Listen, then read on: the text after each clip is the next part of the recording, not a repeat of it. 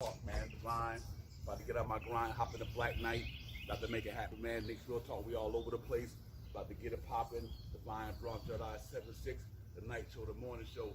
Nick's Real Talk, man. About to get in the Black Knight.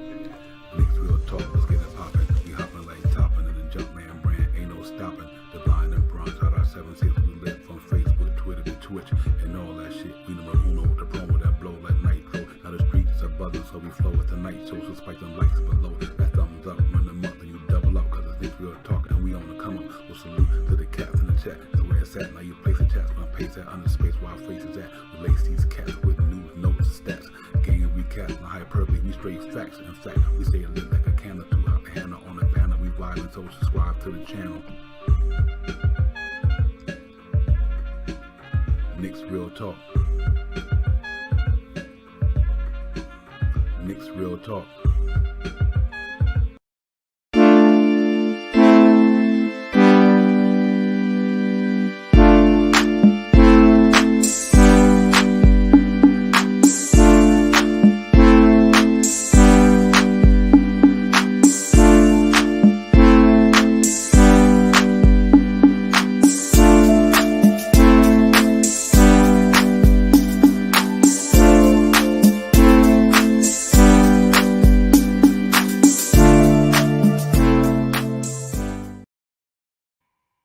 Yeah, salute. Nick's Real Talk, man. We in here tonight show. Divine in the building tonight, man, holding it down. We're going to get into a little Nick talk tonight, man. Hope everybody doing well out there. We in here tonight. Got my man Camilio, 19 Con, 10 Smith. The streets is buzzing, going to be in the building. We just want to get into it tonight, man. Talk a little Knicks on a Friday night. We got a couple things going on. Scott Perry's extension. We're going to talk about the Reggie Bullock, the Aubrey situation. We're going to talk about Frank in the USA. Versus the USA Sunday. So we're going to get into it tonight, the Friday night show. We here just chilling, man, cutting it up. Holding down my partner in crime. Won't be in right now, but we'll get it popping, though. I'm going to keep it moving, and let's get into it tonight, man. I hope everybody out there doing well, having a good time. Take all at home, chilling wherever you at, man. Take care of yourself. Be careful. COVID-19 still out there, starting to run amok a little bit. So y'all just be safe out there. But I'm glad y'all are here with me tonight. We're going to get down, talk Knicks tonight, man, on a Friday night. And let's get into it, man. Salute 19 Com, man, everybody, man. We in here tonight. Yeah, man, let's just go over this thing real quick. First and foremost, from my side, man, I want to congratulate Scott Perry on his 2-year extension for the New York Knicks, man. I think it's well deserved. For what I've seen, what I have seen since he's been here, I'm kind of liking what's going on with that, man. And Scott Perry deserved that. Keep the stability in the organization, let them know that we trying to keep the structure together. Instead of trying to get a new GM, the Knicks strand is solid. They brought him back. I think he's done well since he's been here, man. So salute to that. And we're gonna get into that, man. The chat, give me your thoughts on that, man. But I'm really happy about that, man. I'm really happy about Scott Perry because since he came here, in 2017, 18. He really, got this thing going, man. He brought a new direction to the franchise, got rid of a lot of the old baggage, man. Had the players doing things, going to the gym every night, 2-3 nights a week, culture change, making it more stable. Accountability is respectability to me, man. So he holding people accountable. And I like what he did. He kept the team in a good financial situation, a good draft situation.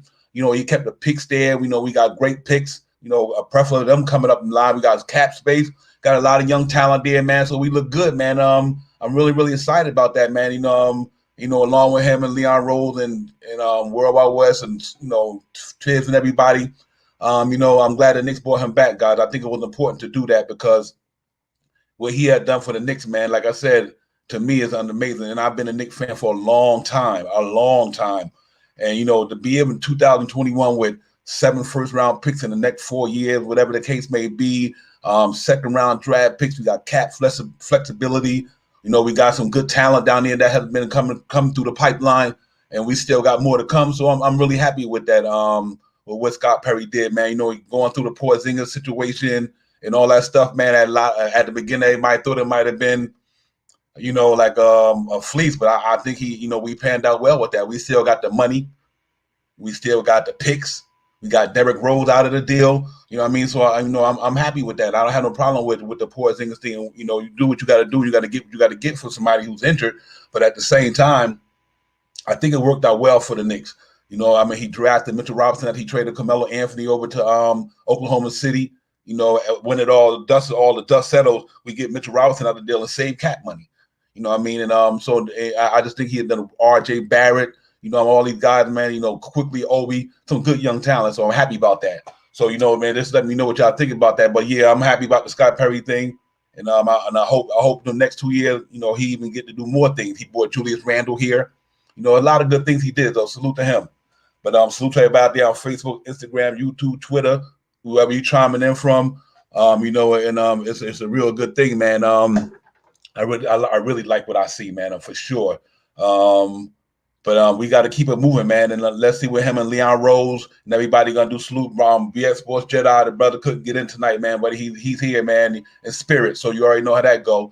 But yeah, man, you know, let's see what they do this year coming up. You know, I really think he's gonna be able to do something good in the draft. I think he's gonna really be able to do something in free agency. So we're gonna see what they're gonna do and what he can accomplish. And now that he got a extension, I think Leon Rose is happy with what he's doing, happy with what he had been doing. So let's let their best is yet to come, and hopefully he can get us right this year, get us back to the playoffs, maybe a second round, third round bid.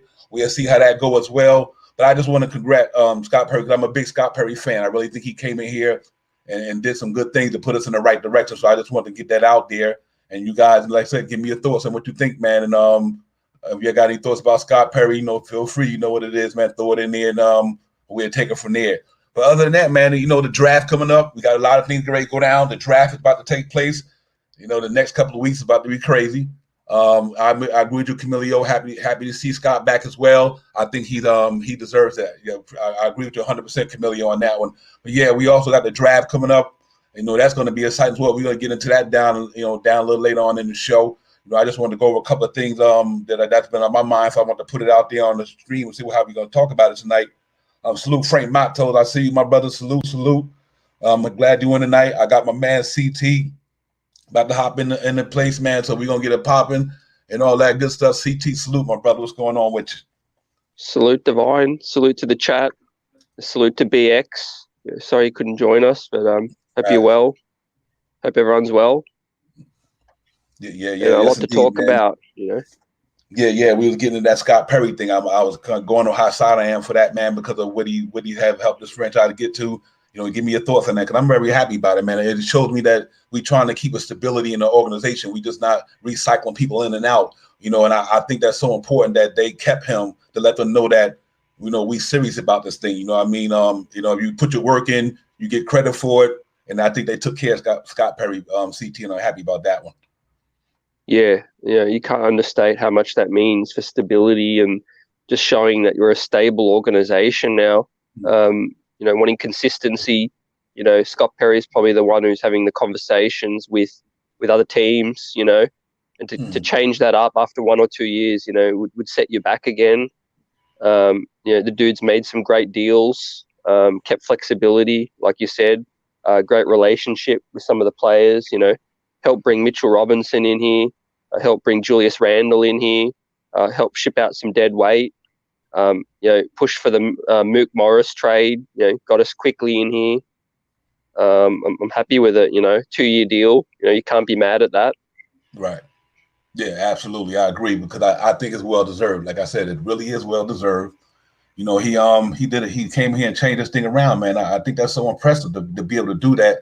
And up in New York as well, you know, one of the biggest media markets in the industry, and be able to do all that amongst, you know, the fan base that we have. You know, we desperate for things to get better, and I think he has done that. You know, he bought no, you know, he did it the way that you got to go through your bumps and bruises first, so you got to take on a dead weight. You know, you got to, you know, you sign these 1-year deals for a reason, because the old regime, they would have just went out and bought players. No, he said, we're going to take a couple of years, get the culture together. We're going to sign 1-year deals to get this thing in order first. You know, we just can't come out here and start throwing money away just because I came in here to look for a championship. No, we got to build it culturally. You know, we got to build it organically. And I think he has done that, man. If you look at these Knicks players, man, they come to practice 1 or 2, 3 times a day. You know what I mean? You know, they invested in the community. I mean, you know, and I think they represent the organization well. Ain't no silliness going on. Ain't no back pay. This Knick player did this. This Knick player did that. You don't hear none of that. You know what I mean? So I just think that he brought structure and respectability And I just think that's a good thing for us going forward, because we need that to get the players we want to get in here down the line. They got to take the Knicks organization seriously. Like, what is, these cats really trying to do something? But, a lot of people didn't understand why, he had to do what he had to do from the beginning. First, you got to clean house. He cleaned house. You know what I mean? Only person left pretty much is Frank Ntilikina, and he's a class act. Whether you like him or not as a basketball player, but he represents the organization well. He brought a culture here, man. I think we haven't had that in so many years. He brought a certain type of culture here. You got to respect the Knick brand. You go out there, put your work in. The players, they play together. They like a family thing from the top down. I think that Scott Perry's doing. So salute to him, CT. I think he really made a difference here. Yeah, you said it, and salute to Tim. His comment. Not every deal Perry did was a home run, but right. no GM has a clean record, and you got to look at the pros and the cons, and I think Perry's done a far more good work. We supplemented the rest of the front office with talent evaluators, Walt Perrin and all that, which could help out Perry in that regard. But like you said, man, just that stability of wanting to create that culture and keep that intact. We are like our image around the league has just gone up and up. And to make turnover right now wouldn't be a good move. So I'm happy they kept Perry around. Yeah, absolutely. If you want to talk about, to me, already showing me that they're going in the right direction. This organization, this new front office, just by doing that, they let me know that they serious about this thing. This just ain't no, I'm going to hire my best buddies. I'm just going to get name guys over here. No, they're literally taking this thing like it's a business. And I got to salute, what they doing. Leon Rosen, man, he came in here as the president, and he still got that structure going. I think that's so important for us as Knicks fans. So we know that. I think that's a good one to CCT, and that's some good thoughts on that. And real quick, tell everybody up there, you already know the 2021 Tokyo Olympics already started. So that's that's taking off, man. So we got a salute Canal, salute to you, my brother. Salute. I think we got a couple of players over there we're interested in seeing in basketball anyway. Luka Valdola's over there. I think Luka going to be there. We're going to see what Frank going to do. Frank, and that's another segment we got coming up. Frank play France and play USA Sunday. So, so just salute to everybody at the Olympics, man. I hope everything go well in Tokyo. Enjoy that thing. And y'all represent well over there, man. All the countries in there getting down. Having some just bringing sports to the forefront to keep America and this world, not only America, this world going. Without sports, this place to be a hot mess.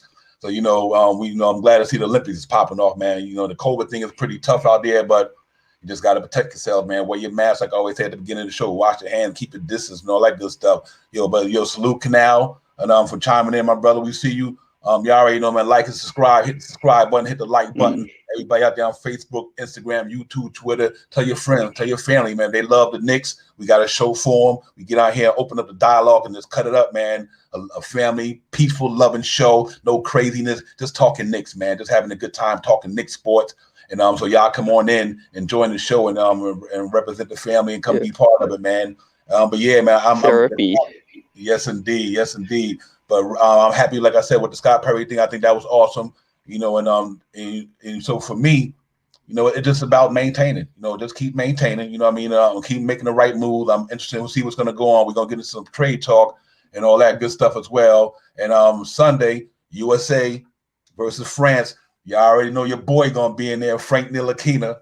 Olympic Frank gonna be in the building, so you know how he run through the organization. But anyway, he wants a Knick, always a Knick. But he gonna be playing Team USA. They're gonna be going up against the USA, and and there's another one good for Frank. Frank gonna be a free agent. They can give him the qualifying offer, which I guess the Knicks hope we turn it down. Then that way they could maybe compete with a better chance of getting them for a lower price, because if they do give them the qualifying, that's an $18 million cap hit. You know what I mean? So I know that ain't gonna happen. So I'm quite sure they're gonna see if he the qualifying offer thing, and then he get out there and let teams bid on them and see where they at with them. If they don't feel like they can get them for a certain thing, they walk. If they want them back. You know what I mean? So, if they want him back. But, so we're going to see, man. But, yeah, he going up against, familiar faces for Frank. Sunday, he play against some dudes every year. So that's one thing about him having an advantage that he played against some guys. He played against all these guys for 4 years, you know what I mean? Or whoever might not have been there for 4 years, but he played against them. So, we're gonna see what Frank gonna do. You know what I mean? Then we got Luka in the building. I'm excited to see that. I'm really excited to see that, man, because I got to see what this brother gonna do for us, CT. So I think it's gonna be fun to watch. Yeah, man. With Frank, he's just turned 23, so can you believe some people in the draft coming out right now are 23? So right. With Frank, I think we're just going to start to see that next leap in his career. He's getting more confident. Frank has a bit of dog in him. He's just shy. He's a shy player. Shy personality. But when he gets on that court, when he represents France, his home country, you see that passion. And I read the article in the Post say about, he's going to play, 20, 30 minutes, that's good for him. I want to see a ball player play. It hurts me when a player is, situational, and, I'm glad he gets this opportunity, show out. And, the guy's a restricted free agent. You want a contract, go out there and show it. He's got the tools, make it happen, and what better way to showcase yourself against the USA? He's going to be scouts watching, looking for that next contract. And, with Luka, I'm looking forward to that as well. I want to see what he can bring to us. That'll help us in the free agency landscape. If he starts showing out, maybe that, helps the front office a bit more. They know what they've got. And with Luka, what excites me is his 3-point range. Can pull up off the dribble. We know that was Elfrid Payton's weakness. Having another point guard that can just pull up, deep range, hit the three, that's just going to bring another dynamic to this team, And, salute to Canal, salute to 19, Tim, everyone in the chat. Yeah, absolutely, man. Yeah, I think it's gonna be fun for him. It's good for him too. It's really good for him. But once a Nick, always a Nick. Whether you love him or hate him, he's been a part of this thing. He's been through it all. As you look at all the players on the Knicks team, Frank been through it all. He's the last one made the Nick under the rat over. He done every been regime. The 5 coaches, GMs, everything. So man, it's for him to be the last man standing. And I respect Scott Perry for that. Scott Perry, listen, that goes back to him. They could have done Frank a long time ago, but I like what he's doing. He's like, listen, man, we're gonna give you a chance to show yourself in your rookie contract. If you make it, you make it. You don't. But I'm giving you the opportunity, and I respect that, man. Because you just don't throw things out at the beginning. You got to wait and see what it's gonna do. And I'm glad that he did that and went that route. 19 comments. I think Frank needs another 15 pounds of muscle. 15 pounds of muscle to finally unleash his inner beast. You're probably right, 19 comment, because the kid got a talent. I was looking at his stats, man. The kid shot 40, even though it was less attempts, he shot 40-something, over 40-something% from 3 this year. You know what I mean? And that was fewer attempts. So probably but as it go on, do your percentage stay that high? I don't know if it will, but he put in work just like Julius Randle did. He like RJ. All of them guys got better shooting the 3 ball. Because they put in the work. That, and that's interesting. That that's why I'm glad to see what he that he did that in this game. Because like I said, if you can't extend Reggie Bullock, and then you go get another 3, you can make Frank be a 3 and D. You know what I mean? He could. I think he would be, to me, just another Reggie Bullock, just a younger version. He'd be a younger version of Reggie Bullock, to be honest with you. If he could continue shooting the 3 ball that way. He's got an opportunity, but I know at during the Olympics it's going to be really interesting to see. You know what I mean? Because FIBA and Franklin knocked Team USA out of the other last couple years. So they Pop ain't feeling that right now. Pop like, yo, hold up, Frank. You gave it to Kim and Walker, and you cost me something the other year. You know what I mean? So Pop probably look like he gonna have to give it to you. So it's gonna be fun to watch, man. Sunday. You'll see our boy Frankie Smokes up in there, Frank Ntilikina, whether he's going to be with the Knicks or not, show him some love because it's going to be good. But I think Team USA going to go in there and dominate. I think they it's going to be tough. You have to pick them with the talent they have, you know what I mean? But that don't mean nobody can't give it to them, CT. Yeah, whether you're a fan of Frank or not, I think you have to acknowledge that he's far from a finished player, finished product. 23 years old. We know European players can take a while to find their feet, and Tony Parker told us, in his rookie year, this player will be something, but it'll take a few years, and his shooting's getting better. To Elton's point, he needs to work on his handles. Absolutely. I think that's the next key for Frank, because he went and improved the shooting. His 3-point range is solid, especially off the catch and shoot. I agree with you. He could exactly be a Reggie Bullock in a few years, give us similar output, but he can put the ball on the floor. Reggie Bullock cannot. So Right. that's why I think, Scott Perry knows all this. He's keeping this guy around. To your point, he could have dumped Frank, so many trade deadlines, for a second round pick. Orlando interested, Washington was interested. So it's no surprise, he's still around. Even though he's from the Phil Jackson regime, they're not. Thibodeau is a fan of Frank. Can see a player that he can mold still. He's still young enough so that Tibbs can really have a big imprint on him. And look, he has a lot of trust. Like, let's look at that final possession in the game one. When he brought Frank on. People want to talk about the other way, where you set Frank up to fail, but you got to look at it the other way. He trusted Frank enough with the final possession of the playoff game to put him out there. That's saying a lot. That's saying that the coach has somewhat belief in him. Yeah, absolutely, and that's a great point, CT. I agree with you 100%. People might look at it the other way, but I agree with you. You have to look at it the other way too. He trusted the dude put him out there. You know what I mean? So I mean, he had a bunch of other players on the bench he could have put out there in that situation. So, but and like I said, we know Frank is the lightning rod through this thing, man. We do. We know there's a lot of people who just don't like Frank, and we get that. Because as fans, you got to be able to agree or disagree with. That's what makes us fans. They different stroke for different folks. And for me, I think with Frank is how would I say it, CT? It's like a sentimental thing because of what he's been through since he got here, a young man, 18 years old, coming from another country, coming to the biggest city in the world. I mean, literally, to me, one of the biggest cities in the world, one of the hardest markets to play basketball in, and you know what? And go through everything he's been through with the coaches, point guards, organization change, and be able to, stay sound and just want to play basketball. I just want to play basketball. You know what I mean? And I respect that in the young man because I look at his grind. People got to look at, we always talk about the word grind. Everybody on their grind. Well, Frank been on a grind. Injuries, just not having the people believe in you to the fullest. You know what I mean? And so sometimes that can hinder a person. It can hinder anybody. I don't care if you Franklin the Killer, anybody that can hinder you. You know what I mean? If you don't feel like the force is with you. You know what I mean? So, but he gonna be fine. I hope he do well, man. I hope USA win the game, but I hope Frank Ntilikina do well. And he's the definition of high character. Like, how many coaches has he been through, Divine? Some players would have said, "Get me out of here" a while ago, but such a high character as Frank. We've never had a teammate on the New York Knicks that haven't liked Frank.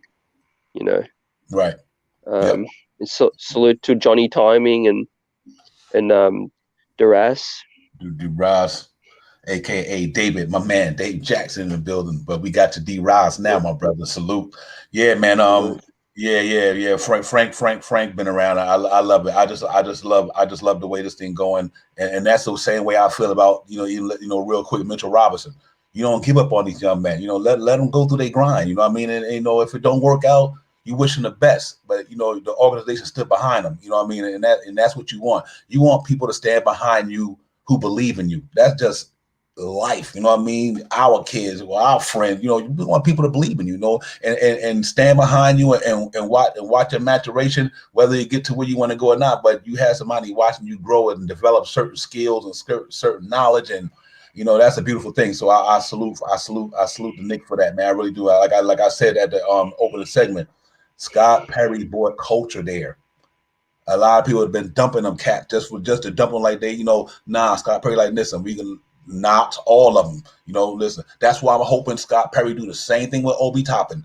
Don't give Obi Toppin the leash you gave Frank. You know what I mean? Give Obi Toppin the leash you gave Mitchell Robinson. And I think he will. That's why I hear all the trade talk. Jeff, like, that's cool. That's cool. You have a right to that opinion. You know what I mean? We ain't here bashing nobody with no hyperbole, man. We just talking, talking Knicks talk, man. But if you don't agree with you, man, like I said, different stroke for different folks. A lot of people like Frank, a lot of them don't. So you're gonna get some of that in the chat tonight, most likely. So it's cool. But you know what? Yeah, man. You know what? I like what Scott Perry did. Just give Obi them that same chance. You know what I mean? That tells me, like, you got these guys believing that they could beat something. And I think that's real awesome. So yeah, Sunday. Yeah, bro. Just on that, what do you think of Knox? What do you think's their MO with him? You know what? I think it might go the same way. It might go the same way. They might just keep listen. Knox is just as good as a lot of any other cat that coming out, to me. This is my opinion, coming out of college this year. You know what I mean? I think he might have did them dudes some justice sitting them last year. Said, listen, y'all need to sit down and see how I play basketball, what I want, and if you can handle it, you can play. I don't have a problem with that. Not saying Knox and Frank are finished, but Tiz say, you know what, I got guys who the Knicks brought in here. They got to play because they're under contracts and they're free agents. The Burks, the Alex Burks, and all them guys, they had to play because the Knicks didn't sign them and sit them on the bench. You know what I mean? So they obviously, that ate into all them guys' time because the Knicks did not sign Elfrid Payton, Reggie Bullock, Alex Burks, Nerlens Noel. You don't sign them guys to put them on the bench. So who were the ones that had to kind of sit back there? Frank Ntilikina. It's situational, basically. You know what I mean? If you're not better than these guys, they got to play. You know what I mean? And I think it panned out well for the organization. We made the playoffs. It went the right way. Them cats got to sit back there for a year and say, listen, if I want to be a part of it, I need to do like they doing. So I think Knox, I like Knox, man. I like the Knox. I thought his rookie years were excellent. He had a pretty decent rookie year for the situation that the Knicks were in, for the situation that we were in with all these G Leaguers on the team and second year and rookies. The man put up 12 and something, almost 13 points a game. Percentage wasn't there, but he's young and he's still good. I think that his J is good. I seen Knox in some games, man. I'm like, man, even his rookie year against Antetokounmpo and them, the cat had 31. He was doing work. I'm like, so it was just interesting that they, how that went with Kevin Knox. But I hope the organization still believe in him. Like I was saying the other night, I seen him on a plane with Quickly. I think it was the Theo Pinson or somebody. They was going to the Milwaukee Bucks final game, the sixth game. They was on a plane together. So Yeah, I caught that. I hope they go to summer league as well. To your point, and to Elton's point, I'm still high on Knox because of the J. His shooting is just so sweet. He got one of the prettiest looking jump shots I've seen in terms of form. And with Knox, it's just the rest of the thing. It's all in the head. Guys got to get more physical. Be comfortable with his body. Know his role. Got to be a nice role player to start with. I think he came in the league, had a great summer league, thought he was just going to light it up. And was humbled. And got to put in that work and got to play hard. Play defensively. And I think we're seeing Knox improve on defensively slightly. He was a liability 2 years ago. I think he was the worst defender in the league by stats. Improved that area, showed a little bit more this time round. It was very limited in minutes and everything, obviously, but I still think that they want to give Knox a chance. They picked up his option. They didn't pick up Frank's option. And to your point, Scott Perry was still here when he drafted Knox, so I think he's going to be a bit more loyal for him. Give him every chance. Give him another year in the last year of his deal. Pair him up with someone else and see how it goes. Yeah, absolutely, yeah, man, yeah, and then that's real talk, and I think I think Scott Perry would do that with. But we know we got the big thing coming up, man. We got the draft coming up, they talking the reports that I hear that the Knicks looking to move up. They're looking to move up and probably get into a better position in the draft. And I do think they have the pieces to do it for as draft position, the lottery picks. They got the picks to do it. That's for sure. No matter if it's three or four of them to get up to a one spot, but they do have it. They do have it to do it. You know what I mean? I think they got that 19, that 21, and 32nd, and a 58. If they wanted it that bad, it might be a team out there like, man, you give me them picks, you can have that, whatever. So I do think they got an opportunity to do that. If they do with some interesting names out there, depending on where they fall at near, and if they're going to be in the top four or below the top four, depending on who they targeted and what I think they're going after, it could be anywhere from I would say four down. I don't think the top four are going to get moved unless you blow somebody away with something. And all them teams that's in that position, I think they want to use that young talent that's coming out of there. You know what I mean? To be honest with you, so that would be I think that would be interesting to see how that pans out. But I guess a couple of names I like out there. CT, man, I love the Davian Mitchell, man. I cannot harp on how much I would love for us to be able to get up in there and get him. I just think he fits what he's to me like a Norman Powell type of dude. You know what I mean? Like you can get a dude like him. And he got that same type of game like Norman Powell, his dog like him. I think that'd be so impressive because I really do believe the right pick coming out of this draft can help us in free agency. Say we hit a home run, we get a guy that can come in and have an impact. Now it changes the game up to me a little bit. You know what I mean? Yeah, I think they're looking to get him or move up to get Book Knight from UConn. Tibbs is from Connecticut, and like you said, I heard the same rumor. The Knicks are definitely trying to move up. Some teams have leaked that out, and it's just a matter of it's supposedly late lottery.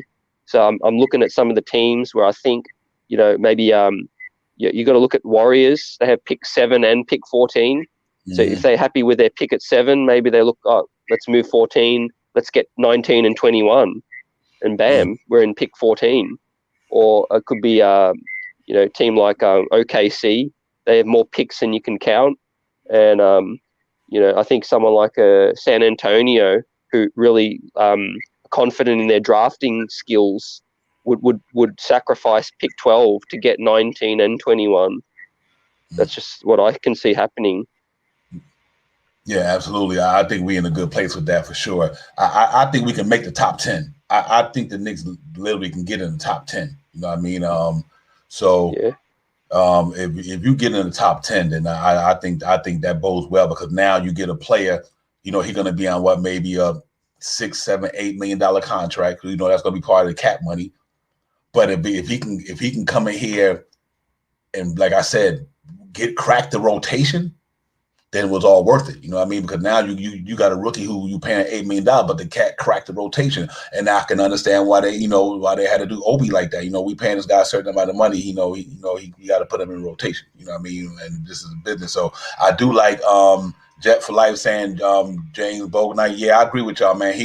Him, Davion Mitchell, and a lot of guys like that, man, they on my list, man. I just think we need players who can come in here and make an impact and know how to get down now. And I think Bognite being right there in Connecticut, right close to New York, it won't be like a shock to him. You know what I mean? He will get in here because he's right next door in Connecticut, so he wouldn't have to worry about the New York bright lights, the Madison Square Garden bright lights, the city environment. He already kind of got that in him from playing right close to New York City. Camilio, personally, I'm not interested in trading up for a guy like Trey. I'm fine with 19th. Dutre has skills, but a low ceiling due to his age. Absolutely. Good point, Camilio. Absolutely, man. Y'all keep throwing that up in there and give me y'all thoughts where we can make it happen. We appreciate y'all knowledge. We know y'all are some of the best knowers as well. But yeah, I agree with that as well, man. I think we get in that top 10 and we go get a dude who gonna have an impact, CT. And I just think that between him, I don't know where Moody and all these guys going to fall in the top 10. I like Moses Moody. I really like his game. So, but if we can get in that top 10, man, that'd be interesting for us. I just think it's somebody out there we can grab, though. Yeah, it's stacked. I think this lower end of the first round, there's a lot of talent that's quite even, where it's the talent's in the eye of the beholder. And we got Walt Perrin, the draft guru on board. We got Scott Perry. We got Wes. we got good evaluators. I'm really confident this time round, you know. And if they're trading up, you know, they really have their eye on someone. We're hearing a lot more news about workouts, you know. To Camilo's point, you know, they brought in Duarte again for a one-on-one workout. So he's the only player they've seen solo. And it's interesting, you know, we know Duarte has been projected around the sort of 20 range, but looks like his stock's going up, which I'm okay with. That means someone else is going to fall. And I'm on the same point as Camilo. I don't want to trade up for Duarte. You know, I still think we can get solid talent at 19 or 21. But if you can get to your point, if you can get a Mitchell or a Book Knight or a Moody, maybe you know, do everything you can to get that 10 spot. Yep, yeah, absolutely. Real quick, BX said Moses Moody around 12 or 16 pick projected. Yeah, that bodes well too. You know, so you got we could be in that range. Salute again. BX. Yeah, salute to my partner in crime, Bronx Sports JEDI. You know, checking in from afar, man, with the spirit in the building. So salute. Yeah, man. I think we're gonna definitely do that. And another thing that's interesting to me, this kid coming out of Jackson from Kentucky. Oh, I'm real high on him. Yeah, that might be Mitchell Robinson's backup. Yeah, for real. They are interested.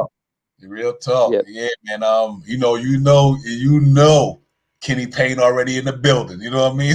So I think well, that'd be crazy. I think that'd be so nice. If you could get in that top 10, or if you don't, be able to get that young man and let him play behind, you know, Mitchell Robinson and them cats. Yeah, Noel's gone. Yeah, he's done. Yeah, he's gone. Yeah, absolutely. Yeah. Can you imagine having two Mitchell Robinson types? Mm-hmm. Like that's just going to be insane. On the cheap. You know me with the money situation. On the cheap, CT. And the streets really be buzzing, my brother. We get that thing popping off. What? Man, it'd be athleticism beyond what the Greek freak has, you know. That's like BX's point, you know, he's a shot blocker demon, and would have two of them. Absolutely. So sign me up for that. I think that if my prediction would be if we stay at 19, Jackson's there, they take that, you know, because 21 you could sign another, you know, wing, shot creating wing, but if Jackson's there, you have to take that at 19 because, you know, he might be off the board. Yep, absolutely. Yeah. Will's point, you know, some rumors around, you know, Reggie Bullock, you know. Yep, him and Noel. Yeah, absolutely. We're gonna get into that in the next segment too as well, Will. I definitely got that on the segment board. You know what? Let me ask you a question. If you think let me say this. Let me read BX's point real quick. He will there possibly at 32 if the Nets don't swoop him at 27. Yeah, and that's what we got to look at. Let me ask you a question. That's a great point, man. So you got to watch that too. You know what I mean? If Jackson is that dude, do you think the Knicks say even if they had to go up higher to get him before somebody else get him, you know, they still in that situation where they can say, you know what, we think we want him at 19, but if we had to make a move at 14 because somebody might be they head through the pipeline, somebody might be trying to get him. You know, that'll be interesting as well, for sure. Yep. Oh, for real. For real, you know, I can see that happening. I don't know if they'll be interested in moving up that high to get him. Trey Murphy, to Camilo's question, I think Trey Murphy's hot property right now. The Warriors just brought him in again for a second workout, and they have pick 14. So that's telling you they're thinking about pulling the trigger for pick 14. So look, Trey Murphy, I think that's another player they might be wanting to move up for. His stock's going up, but like I said, that means other players are going to fall. So I'm okay either way. You know, I'm Gucci. You know, we get Jackson at 19 or we move up for one of these other wings. You know, I don't think it's going to take too much to move up 5 spots. You know, maybe Kevin Knox, maybe a future second or two. I don't think they're going to do anything crazy. Yeah, true, absolutely. Yeah, Lee, I agree with you on that. For but I do think the Knicks gonna bring. Only reason I'm big on Jackson, Elton, because I do think the Knicks gonna bring back Todd Gibson. I just think that's a gimme. I think Todd Gibson will be a Knick, and that's why I like the young man, because I think the Knicks will bring back Todd Gibson. You know what I mean? So that kind of, but see, we all got to remember. Let's say the Knicks don't sign Mitchell Robinson next year. You want a young man like that in the pipeline too. You know what I mean? Let's say after this year, Mitchell Robinson walk. You know what I mean? Or the Knicks don't re-sign Mitchell, or he get a better deal. You still want a young man like Mitch on that team. So that's why it's good to have him. So that scenario do come up next year, and the Knicks don't re-sign Mitchell Robinson. He get deal by the trading deadline, in the trade, or before, whatever the case may be. Having a young man like Jackson down there, to me, just replaces Mitch, and you still can get a veteran or another guy, whatever. But I think I love to see him in New York with Kenny Payne and familiarity. He'd be comfortable with them dudes. You know what I mean? So that trade man, Elton Lee, I agree to. That's interesting as well. That's going to be tough. I got Murphy at 3 and 22. Sharif Cooper at 19. Yeah, I think Cooper's in play. They've been doing a lot of research on Cooper. Murphy, I think he's gone earlier than 22. I would love him at 22 if he's still there. But Murphy's stock is just skyrocketing, supposedly. He's getting second workouts left, right, and center. And it's going to be interesting. I don't know if I won't be surprised if we don't walk out of the draft with a point guard at all. I think they're just going to go big or wings, and Tibbs loves a veteran point guard in free agency. What do you think about that? I kind of agree. I think to me, they can get that anytime, anywhere. You know what I mean? I just really believe that because of the situation they're in. You know what I mean? With the amount of picks and capital, the Knicks might just say, you know who might be the Knicks draft rookie point guard? Valdoza. They probably already did their point guard in the draft already. Because how many cats come out of that draft think you think better than Valdoza? To be honest with you. So maybe none, I feel like they might not have to go point guard because they already they not draft, they signed. I'm just using that as a reference. They feel like they already drafted their point guard by signing Valdoza. So they might say, you know what, we might not need that right now. They might say that, or they might say we do. Yeah, right. Or they might say they want to get him and groom him coming through. But I do think if they bring back a veteran point guard, I think they're not going to go into the playoffs or trying to go into the season with a point guard starting that point guard for the New York Knicks that's a rookie. I don't think that's going to happen. Not because they going on a bigger run. They trying to do other things. So do they say, you know what, we bring back Derrick Rose, or we bring back one of the other guys everybody talking about, like Sexton, or whoever. The need for that might not be important right now. You know what I mean? They might say we need some shooters, we need some defenders, we need some, so, but I think they still would get one and put them on that bench and say, okay, now you know what? If you can crack this rotation, you can play. And I do like that. So, but do it's urgent? I'm not sure about that. You know what I mean? I agree with you on that sense. They might not have to do that. They might not have to do it, CT. Yeah, there's so many options in free agency. Even Mike Conley's an option. Some of these other vets, trade for Brogdon. I agree with you. I don't see them, being at 4th seed, playoffs. I don't see Tibbs wanting to go into the season with an inexperienced point guard. Even if we brought Rose back, he'd be the starter ahead of anyone we drafted. I think if we did draft a point guard, Cooper, it'd be to be the backup. And right. Yeah, I agree with you. Vildoza's starting for Argentina in the Olympics. So how many players coming out of this draft could be starting in the Olympics? Mm-hmm. So maybe they're already done their backup / rookie point guard. Mm-hmm. And I just think that wings are a premium. Shot creating wings, 2s and 3s. They're going to find the best one, whatever it is, or try and get that big to back up Mitch. And then if contract negotiations aren't going well with Mitch, the deadline, you move him for assets, and then you got Jackson in there. Yeah, absolutely. It's smart business. Yeah, real quick, man. Abhishek, I hope I'm pronouncing your name right, but salute to you, man. If I cut it up, it's all a law of respect. I just can't really get it out. Abhishek. But anyway, salute to you for chiming in at the show, man. Everybody in the chat, Will in the building, Jet for Life, Camilio, Elton Lee, salute, man. Everybody in here tonight, man, cutting up with us, man. We appreciate y'all chiming in. Bronx Sports Jedi in the chat tonight.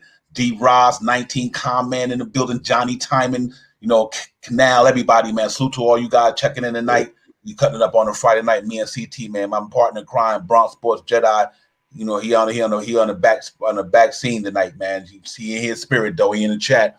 But real talk, yeah, man. Y'all make sure y'all hit that like and subscribe button, man. Tell your friends, your family, if they love some Knicks. Hop on Knicks Real Talk with us, man, and we get it popping, man. So, salute everybody, man. We got Kevin Woodbridge in the building. I love it, Kevin. I'm with you on that, my brother. I think we will get Kelly Oubre. I just think it's the right move, man. So salute to Kevin in the chat as well. But y'all run them up with the thumbs up, man. Y'all hit that like and subscribe for y'all can get this Knicks Real Talk, man, and this heat down here, man. We bring it all the time, having fun with the chat. That's where it's at. Salute to everybody on Facebook, Instagram, YouTube, Twitter. Just get it popping, man. We all over the place. And let's get it popping. Yeah, man. I really do like the situation we in with the draft. It's gonna be real interesting what they do, and then in another certain amount of days. But either way it go, I think we come out. We come out good.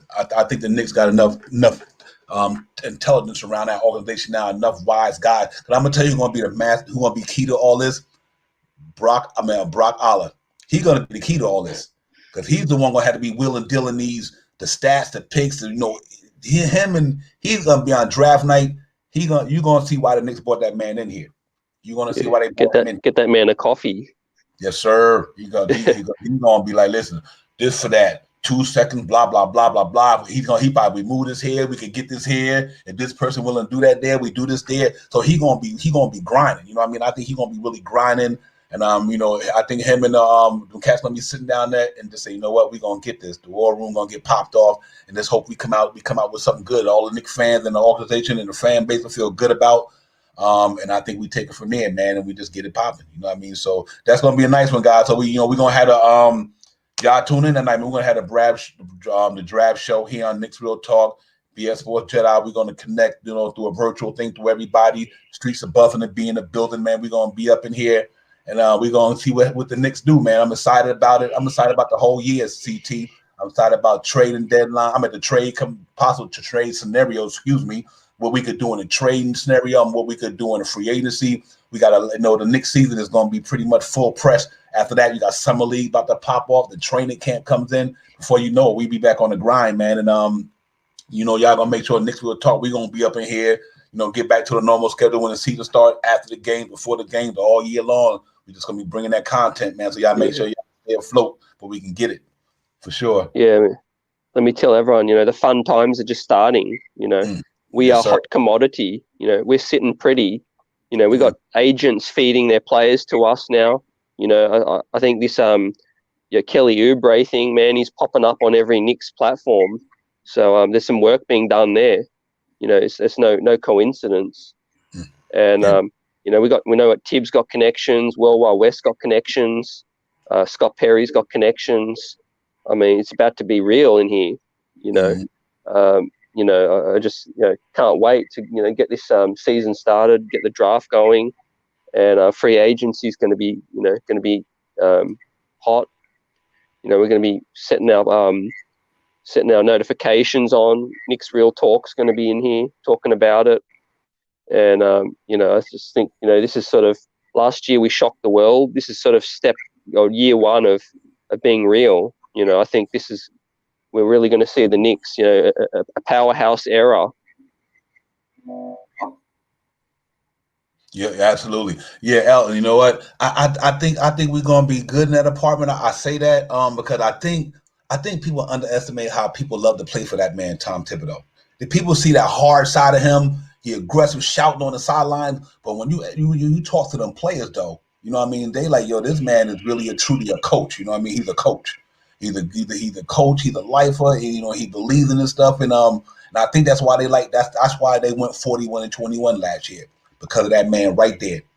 The reason why the Knicks went 41-21, fourth in the Eastern Conference, was because of Tom Thibodeau. Them cats believe in that dude. You know what I mean? And and I think everywhere he went, he's established himself. So I think that's going to play a major part. So L. Lee, I'm hoping that's the case. But I think the Knicks organization will make them comfortable. You know what I mean? I think they're in a different place right now. So we'll see. Salute for the love of the game is in the building. Salute to you, man. We see you in there.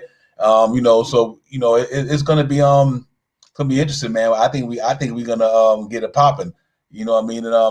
And Jet for Life, you're right, man. Smash that like button, man. Run them up with the thumbs up. We in here, man. Let's get it popping tonight, Friday night. Knicks Real Talk. You know what I mean? Live. The chat is live. We appreciate everybody. Kevin, Jet for Life, everybody in there, man. Let's keep it moving. All the regulars are in here. Yes, sir. Sir, it's a family affair. Y'all already know it's a family affair up in here. But yeah, man, let's talk about this Reggie Bullock and this small forward thing, because the buzz out there with that is Reggie Bullock. They looking to Knicks want to retain him. You know what I mean? They want to retain him. So I think from what I was hearing out there, that, I could see the Knicks bringing him back, but it's a lot of people want him. Like you said, LA want him, Boston want him. You know what I mean? And it's going to be interesting to see what they do with that situation. And I do think I can see Karl Anthony Towns on our radar as well. I agree with you, man. A lot of people don't believe that, Kevin Woodbridge, but I believe that. I believe that. For the love of the game, he's going to jump in. Yes, sir. Yeah. Man. That's his guy. Yeah, right. I'm gonna call Anthony Towns too. I think him and Julius Randle and another forward would be special over there, man. That's age group wise, talent wise. Him and Randall, they complement each other so well because they both can go inside or outside. So that's why he's 7 foot. We got some height down there who can shoot the three, who can come through the hole, who can rebound. And, on the tip, his defense will get better because it's a team defense thing anyway. So, yeah, I agree with you, Kevin, man. I'm on that bandwagon, brother. I've been on that for a minute. But, yeah, the Reggie Bullock situation, that's going to be interesting because if, it's either him, if they bring him back, that's what made me want to say, in a draft, you go get a wing, a good wing, a nice. But I do think I still wish they could bring him back and sign Oubre. If you can, but that then you losing out on what you can get down the line. You're gonna stick with these guys for the next 2 or 3 years.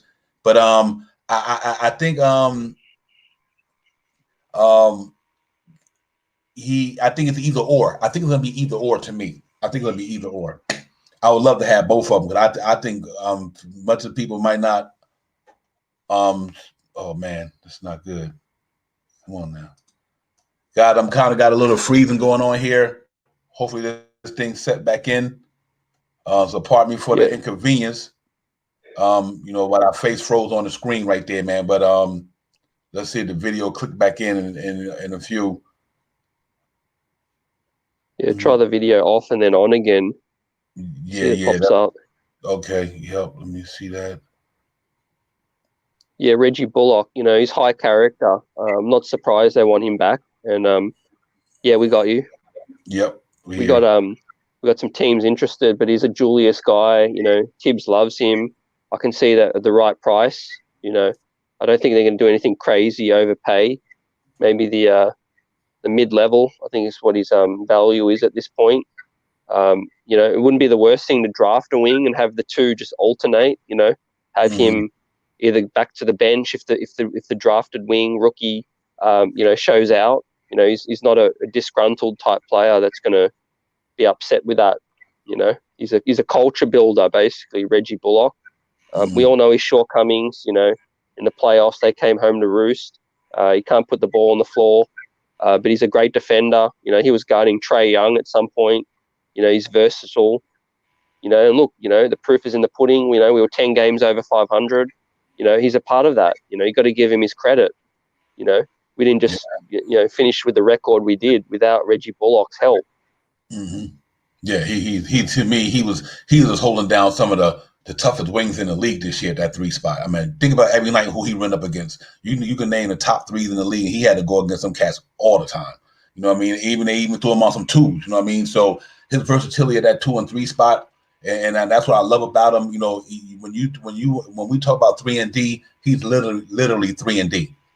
That's what he do, and I think he he earned that, man. So hopefully I would love to bring him back. No question about it. I would love to get somebody who could play in front of him. But I still would love to bring him back. I think if you can get that money spent wisely, and bring him back. And even if, like I said, you do add Kelly Oubre and him, that's a nasty 3.33 right there with them two. I mean, you got defenders on the back and the front end of the right. I agree to do right, and I do think he would be well worth bringing back, and I think Kelly. I like Kelly Oubre. I like the way I like his game. I like what he's been through, the way he's trying to get to. I like the way he want to get better, and all that good stuff. So I think that depending on the contract, though, he might be looking close to $20 million. I don't know if we're gonna really want to shut that out, that they truly believe that this man can be another part to what we're trying to do, and if he can do that, then it might be worth it. Yeah, I just got my video froze, so I'll come back in. Okay. Yep. Yeah, man. But yeah, man, we hear Ellen Lee say Bullock should be back to stabilize our bench, give him a respectable deal. We can't always try to pay everyone as little as we possible. Absolutely, I agree with you for sure, man. Pay him what he's worth. Elton, I agree with that. Whatever we think he's worth, pay it. You know what I mean? And I think they will. I think they will, unless it's an offer out there they can't match. You know what I mean? They just can't get. They can't. They say, well, you know what? We like the guy, but somebody giving them something that we just can't match right now. You know what I mean? So that it can go that way as well. And then you say, if somebody say we're gonna give him $15 million, do you think it's worth $15 million just for a 3 and D, or somebody who might not put the ball on the floor a lot? Or you might say, we give him $15 million, I'd rather give my man $17 million because he could do way more things. So it's definitely gonna play a factor in whether we keep him or not. Because if you think you can get somebody not only 3 and D for $17 million or $15 million, you might say, you know what, I can get a guy who could do what he do and put the ball on the floor and do this blah blah blah, and they might feel like, you know what, I can't sign him to that level. But if he's willing to say, you know what, I want to be a part of this and I'm willing to take this blah blah blah, long like you said, Elton, we don't lowball him, then you make that happen. You bring the stability, just stability. You know what I mean? So I would like to see him come back, CT, for sure. Yeah, I can see it happening. I mean, players raved about him, and you gotta respect what he did. He's a hard defender. He plays hard. And you look at what of these other wings are going to command. Kelly Oubre is going to cost 15 mil. 12 to 15 mil. If we have both, it's even better. But if Reggie Bullock's giving you what he's giving you for 9 mil, you can't be mad at that. It's all about just balancing out the rest of the roster. And I think out of Burks and Bullock, I think Bullock's the most likely to come back. Burks is probably going to go, for that payday. Yeah. Do you think 10 for 3 years, $30 million for Bullock, $10 million a year, team option, or do you do like 12 with a team option in the last year? So if you want to, you can either go 30 for 3 years, or for 2 years you could do what 19, 20 something, but you put an option on one of them in years. I don't think the Knicks have a problem with that. You know what I mean? Because that you need Reggie Bullock there, and you still go get whoever you're going to sign. And then you still, I think now when next year comes, you still got that cap flexibility to do whatever. So we'll see how that's going to roll out. But I do think they got a good chance of bringing them back. But I agree with what my man. I would like for him. And Frank Mantle say hell no to Bullock. And let me say, let's do this here. First, he said Bullock wants to be here. I believe if we offer him 3 years, $27 million with a team option, that's not bad. 8, 16, 20, that's not bad. Like I said, he don't have to be the starter, but he had a defense mindset that's in that 3-point ball, and like I said, next year hopefully he get better. If you think he reached his ceiling and you don't think Reggie Bullock can do nothing else because at his age now, you don't think he's ceilinged out. He is who he's gonna be. then I can understand why Frank might say that, because if that's all we're going to get from Reggie Bullock now, or do we still got a chance to do some things in his later years that'll get him, get him to that another level that can help us even further. So, but I understand why Frank said that. I tell you why, because I go back again to the playoffs when nobody jump shoot was falling, nobody couldn't get to the bucket. Reggie Bullock, he don't have that part in his game on a consistent basis or enough. And then the only one last year was RJ Truly and Derrick Rose, for that matter, who could take that ball and get to the bucket. You know what I mean? And I think that kind of reared its ugly head in the playoffs against Atlanta. I think they caught on to that. So that we had to see about that. Reggie Bullock might have reached his ceiling, but I think he remained at the level for some years. Okay, Will, I can see that as well. I agree with you on that one. I think he's setting that one. Let's get my man Jet for Life in there. He said, I agree with CT. Burks is going to want a bag. I don't see him coming back. Absolutely. I agree with you on that. He's going to get paid somewhere, man. He's going to go. I think he's going to wind up going to a contender because of his skill set. Yeah. Mm-hmm. Absolutely. And look, another one that didn't really show up in the playoffs. So I'm not mad. I'm not matching any deal. And to your point, if LA want to match Bullock for 12 mil, I'm probably not going to match that. I don't want to go over 10 mil for Bullock. Right. I agree with everyone in terms of, we all know he's what he can't do. We know what he can do. We know what he can't do. But don't give him any more than 10 mil. Which is why I think they're looking to draft a wing.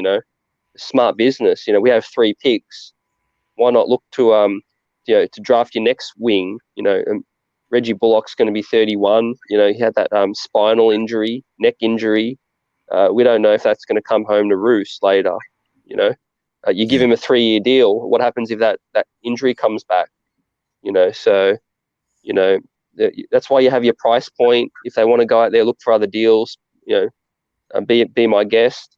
If Boston want to overpay for him, LA want to overpay, I'm good with that. That's why we got Frank, we got Knox. We got players that were learning this year. We hope they can take that next step. We hope they sat back, they're hungry, all of that, because their time's going to come. It's time. When a vet wants to get paid, the next guy's got to step up, take that spot. Yeah, absolutely. I agree. That's why to BX point, if we get Trey Murphy, he's ready day one. He's taller than Bullock, he's stronger, he's bigger wingspan. If we're trying to look up and move up to get him, I'm all for it. He can hit the 3 like nothing. Yeah, absolutely. Will, that's an important thing. Will, let me put Will's chat back up on here, man. Will, and that is interesting because 41% from 3 is money. Duncan Robinson is going to want over $20 million for sure, and their defense is not comparable. That is a great point, Will. 100% right on. Everybody know Duncan Robinson defense ain't no Reggie Bullock, and he gonna want, like you said, he gonna want $20 million. So would you give Duncan Robinson $20 million? Don't play D like Reggie Bullock, and Reggie Bullock shooting 41% from 3 is so. Yeah, great point, Will. Absolutely, man. That's. I think that you got to keep that in mind. And I'm on. Hey, Kevin Woodbridge, I'm on it with you, brother. Don't worry about that. That's why I like Kelly Oubre. I think he got, not only that. Look what he played at last year. He played in a great organization with stability, culture, Hall of Famers. Soon to be all stars, all NBA dudes. He played around a good culture last year, man. And I think. His length and his side. That's why I agree with you, CT. If you're going to give Reggie Bullock anything over $10 million, you might as well sign Kelly Oubre because Kelly Oubre could do more, way more than Reggie Bullock. You know what I mean? And so I think you gotta don't make that happen. I would take Kelly Oubre before Reggie Bullock in a heartbeat. To me personally, just because we thin down there when it comes to height. You look at Julius Randle and Taj Gibson, and other than Mitchell Robinson and Noel, and there you go, his toughness. Absolutely, he got a built for the city. That's why I think he like 6'8", almost 6'9". He linky, man. He linky. He go hard though, and he'll come down the middle and throw it on you. He was shooting around 35%, close like something during his upswing in his career. He had a little off beginning for the Golden State Warriors last year, but he pretty came on and whatever came when he hurt his wrist, and I think that kind of set him back. But yes, that dude's built for this. Hey man, if you even sign Kelly Oubre and bring Colin Sexton without giving up Obi, I think the Knicks had a successful, and with the draft picks we grabbed, I think we had a successful offseason. I really do. I think that team would be, man, that'd be a defense juggernaut if you had Colin Sexton, RJ Barrett, Kelly Oubre, Randall, and Mitchell Robinson. That defense would be that's upgrades. Oh my goodness, that would be crazy, man. You got cats who just go at it because I love Sexton. He's a bulldog. He goes at it. RJ can get there and go at it. Oubre can go at it. Randall and Mitch, come on, man. And you still have cap space for next season, I think, because we don't forget we got 50 mil in the bank. Yeah, so man. I think Sexton's only cost 6 mil. Oubre only cost 15 mil. Right. We could bring DeRozan in and Lowry even. But anybody, man. There's talks that they want to keep a little bit of the pie for next year. So maybe you're right. Maybe they spend 25, 30 mil, make upgrades, make the picks, keep 20 mil, to absorb a bad contract, or for next season, keep that flexibility. And with that, with Oubre, that'd be crazy defense, We all know, BS put his number Kelly's numbers: 15.4, 6 rebounds, what's that? 1.3 assists, PER 13.7. And that was coming off a pretty tough year. Thanks, BX, my brother. Appreciate that. And that was coming off injured wrist year. You know what I mean? So he couldn't really get into his rhythm because he hurt his wrist. So that and he was out for a while. Throw in a Marcus Smart or PJ Tucker. Yeah, I like that too, man. I like them gritty dudes. I like the hard gritty dude. Marcus Smart. Yeah, I think Boston will make him the starting point guard. Or Jaylen Brown, Oh my God, bro, that's my man. That's what man. Hey, that go. BS got bullets numbers 10.9. With that 3 rebounds, 1 assist, and PR was 11 point. See, that's what I mean. It's like So we got to think about that, man. We got to think about that. The thing is with Bullock, free agency happens so quickly that you just don't disrespect them. You say, look, I'm willing to bring you back. We like what you did. Here's 10 mil. Go out and explore other offers. Talk to other teams first. But we want to bring you back. I think he goes out there. I think the Lakers need help in the worst way. Their defense fell apart. So I could see them wanting him back. Mm-hmm. And like I said, I'm not overpaying. Yeah. Frankfurt to be out of Marcus Smart. That's true. Yeah, I wish he would have went panned out that way. He said, my man Kevin said, how do you guys feel about Kyle Lowry? I don't have no problem with Kyle Lowry if it's only on a couple of years or whatever, because if depending on what, number one, depend on what they asking for. And the reason why I say that, if you get Kyle Lowry, here's the key to that. And the deal is not too crazy with next year. You go in there and get one of them cats in that free agent market and one of the big dogs in free agency in 2022. Now you got that Kyle Lowry there, who's the championship point guard, to go with that dude who you gonna bring in 2022. So and you good, you know what I mean? And you can sign Randall over whatever. So and then when Kyle Lowry's contract is up, then you give it to RJ. So I have no problem with deals like that. Good one, Kevin. I really think he can make a difference because of his, like I said, another bulldog. He can shoot the 3. He get down on the defense. But like I said, I wouldn't do over 2 years. Nothing like that. I mean, 2 years that I do it because I do think him and what we got this year should be able to get us further than you bring in that cat next year with them. To me, might get us where we need to go. I think Kyle Lowry is that because he done been there, he knows the game, and he got the mentality playing New York. So good one, Kevin. I do agree with that, man. But salute to the chat. Everybody out there on Facebook, Instagram, YouTube, Twitter. The chat is popping off. Elton, we got everybody up here. We got BX in the building, Kevin in the building, man. Everybody, Will in the building. Keep it moving, man. We got Jet for Life, Matt Toes, Camilio, everybody, man. Salute everybody out there, man. D. Roz, Tim Smith. For the love of the game, appreciate you popping in here, man. And BX got the Kyle Kuzma, 12.9, 6 rebounds. You know what, BX, man, that's interesting, man, because I know a lot of people ain't on that, but that kid he's a talented dude, man. I think he got, what he was a victim of this year to me was like when we brought in Mook Morris, brought in all them guys, Kevin Knox became a victim. I think Kyle Kuzma this year, because they brought in Montrezl Harrell, they brought in Drummond, they brought in Schroeder, they brought in a lot of guys. He became a victim of that. I can't get my rhythm like that because now we got too many guys who can get it. So that's interesting. BX. Kyle Kuzma is a talented dude, man. I remember before the year before LeBron, when that cat with him and LeBron Ball and England, them dudes was nice, man. I used to love to see them cats play. I ain't gonna front, them boys was nice. So he's another guy got something to prove. You know what I mean? He was saying something that I was listening. As I was reading that today, he talking about he compared himself to something like a Jason Tatum.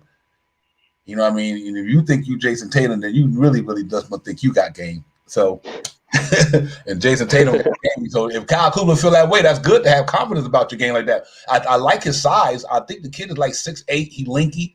I don't, he done played him. He played with the best. He played with LeBron, AD. Before that, he played with cats who can get down. So he was, and the Lakers gave him attention. Now, I don't know if he's going to be a part of that championship DNA, because I think they're going to go out there and try to get the DeRozans of the world or whoever the case may be, some cats who can bring it home. So, but for a small forward like him, at 12, he's a pretty decent ball player. I ain't going to even throw no shade at him. I think he got game. He can shoot the three. He can cut. He can get to the hole. He got a lot of little size. So, that'd be interesting. BX with the BX just do up in there. Kyle Lowry, 17 rebounds, 4 assists, 3.81 foul tech, and 36% from 3-point. He above league average there. You know what I mean? So that's another. I like his mentality. CT. So I don't have a problem with that. What do you think about Kyle Lowry? Yeah, sign me up for 2 years, big upgrade. I think Tibbs would love that. And I think Tibbs's preferred off-season might be Lowry and Norm Powell.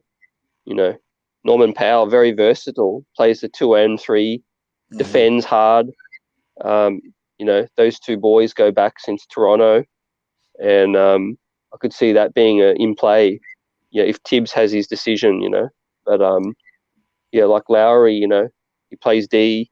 I want to keep things tight, keep things short, 2 years. We don't really know what direction we're at yet with Randall. And so keeping things with Sexton or Lowry 2 years, on the clock is better for me than paying Lonzo 5 years, Right, absolutely. Yeah, Will, I agree with you, Kevin Woodbridge. I'm excited about that as well, man. I really love what's going on with the Knicks organization right now and what they're doing. It got me excited as well, man. So I agree with you 100% with that. And Will, what are we paying Lowry for 2 years? Will, I'm looking in the range of probably 20. I'm not trying to throw out no max or nothing, but if you want to do 22 years, I'm cool with that. I'm cool with 20. He worth that. He's getting 31 now. He's 31, 30-something thousand now. 30-something million, excuse me. I wish anybody get on 30-something thousand. But yeah, so I could see 2 years, 40 million. You know what I mean? And that, I'm fine with that. I really am, because that, like I said, he played this year, and then when we get that free agent next year, he played with them that year, and then then that 20 million come out the books, and now we talking about RJ. You know what I mean? So I just think it fits well if we're going to extend RJ. You're going to have to max out Randall, whatever you're going to do, but I think Kyle Lowry money could become RJ's money. You know what I mean? And some of that nature, and we still be in good shape. You know what I mean? So I think that'd be real interesting to see, man. I have no problem with that neither.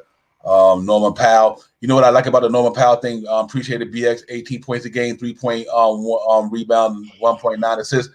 Can you imagine Kyle Lowry and Norman Powell at the 1 and 2? Then you move RJ to the 3. You know, and so now, Kyle Lowry, Norman Powell, RJ, Randall, and Mitchell Robinson. Yeah, that's that'd nice be Bulldogs. Ooh, yeah. That's a nice team. Lowry and Powell, they get after it defensively. Absolutely. You know, big upgrades. You know, Tibbs would love that. You know, he was pushing us to get Powell at the deadline, but we had to give up just too much, and we didn't do it. You know, he's a free agent now, so which makes more sense. What makes more sense to get and wait to get him without having to relinquish too many players or whatever. I'm with you, Will. I don't know if I'm doing a 25, man. No, that's tough. Yeah, that's tough. I had to think about that. You know what I mean? But I definitely do 20 for sure. Because like I said, you know, that would be I would do for sure. My final offer would be Kevin 2 for 45. Yeah, yep. Kevin, I know Peyton won't be back. I don't think he's coming back. Frank and Knox is a possibility. That I would say a possibility on that one. Kevin, I think Scott Perry might just ride him out, or maybe unless it's something come up and they know we got to trade him, because what we getting is just too. But I don't think they would like just trade him for picks and nothing. I think they just let him stay. You know what I mean? I don't think they would trade him for a second round pick and stuff like that. I don't think so. If that's the case, you just keep him here. You know, and we got a lot of picks as it is. All these players they're gonna be playing on the Knicks sooner or later. So yeah, but Norman Powell, no, most definitely. I'd rather have Oubre than Powell. Jet for life. I make sense with that height, man. His skill set, honest, you know. So I think we can. I think that's why I like Davion Mitchell, because Davion Mitchell is to me a Norman Powell. You know what I mean? If you can get that cat in the draft and then got to spend that crazy money, and you can put it at a different position, you got to look at that route too. You know what I mean? So it's a win-win no matter what, man. Yo, salute to the chat, salute to everybody out there, man. Facebook, Instagram, YouTube, Twitter. Knicks Real Talk, The Night Show, Divine, Bronx Jedi's on hiatus right now, but he's in the back throwing all of the information out there. So he's still on the job. Mm-hmm. He's still working. He's just working behind the scenes tonight. But he's giving us all the information we need. So we appreciate you, my brother. And we got on the streets of Butler, you know, he's in the building, man. He's family. To me, he's part of this show. That's how I know. You know what I mean? So you know the love there, man. We in here with the chat. Everybody, we just cutting it up on a Friday night, man, and I hope everybody doing well. They chilling and hanging out with us. We get into it, man. Hit them likes, man. Subscribe to the channel, man. Get your people involved. We gonna be here. We ain't going nowhere. We want this thing to get it popping, so you always got a home to come to when we talking Knicks, and that's what to do, man. Knicks Real Talk, the night show, and yeah, man. What off season to be in? What an off season to be in? A lot of things going down. The draft about to pop off. So we gotta stay ready for that. You know, and then we get back to that, man. But I think it's gonna be fun in the next 3-4 months, man. It's gonna be really interesting. Like we said earlier, man. No salute to Scott Perry, well deserved. I think that was a good deal. I'm cool with that, man. But it's gonna be on fire, man. You know, it's gonna be on fire for a minute. You know what I mean? And let me throw my man in there. Yeah, I know my screen freezing, so bear with me. Unless we are getting the top 5 player this year, have to be focused on continuing to build. LA, Golden State, Brooklyn, and will be going for their last championship run. And after this year, we can have 6-year run. I agree with you, Elton. I hope that be the case, man. Mm-hmm. You know what I mean? And that's for sure. Yeah, we're poised, you know. A lot of teams' run coming to an end. D-Rod saying, what is this Twitter you speak of? No, I just was throwing it out there, D-Rod. I always put the stream out on Twitter, so just in case people there wanted to get the information and chime in, if you know, so Twitter just another platform everybody be jumping on. You already know what it is. BX allowed the ball 14.6 per game, 4 assists. 4 rebounds, 5 assists. He's shooting 56%, 35% from 3. Foul tech 50. That's not good. That foul tech, that's pretty tough to deal with. That's crazy. Wow, that's like Shaq and Mitchell Robinson when they first started. Salute, Scott Cantor. We see you, my brother. Salute. DeRozan, I don't have a problem with his offense game. All depends what he want. I like guys can get it now. He can get it. It all depends what he want, Scott. I'm not sure what he gonna want. I think he might want to go to LA because he's from Compton. You know what I mean? Came up in Compton, man, grew up there. He might want to go play with LeBron and them, be home, close to home, and try to get that ring. I can see that popping off. He said Camilio. He said Lonzo got to get that free throw percentage up. Yeah, he do, man. That's pretty tough to deal with. You know, that the case, they just gonna foul him every time he goes to the line. You know, so and I do want to see him get his penetration game going a little more as well. I like to see him break down off the dribble and get in that lane some, man. I know his fast break game is his eye vision, his court vision is ridiculous. You know, I mean, that's top notch of the game. But that getting to that lane off the dribble, that's what I want to see because you know, we need guys who can get in that paint. We need the R.J. Barretts and the Derrick Roses and the Quickleys of the world. The cats can get in that lane, man. And I think that when you paying the money for these guys like that, me personally, they gotta be multi-dimensional.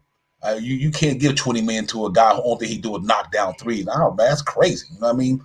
You gotta spend that money on cats who can get an inside, outside, upside, or downside, hitting you from every angle, aka method man. You know, you got to get guys who can get you from every angle, can get it where you want to get it. L. Lee was thinking about Clippers. DeRozan is going to the Clippers. Okay, still close to home. He there. That'd be nice for them. Him, Paul George, and Kawhi. That's nice. That's nice. And they bring back Reggie Jackson. And hope that's pretty nice. I like the way that go down there for sure. For the right price, in my opinion. This talk Kawhi might not be around. You know, the Mavs, Knicks, and Heat.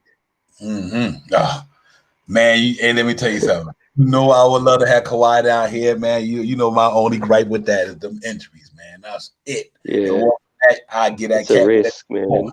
It's just a big risk for me, man. And you know, in 42 games he get hurt. I hope it don't be the case. I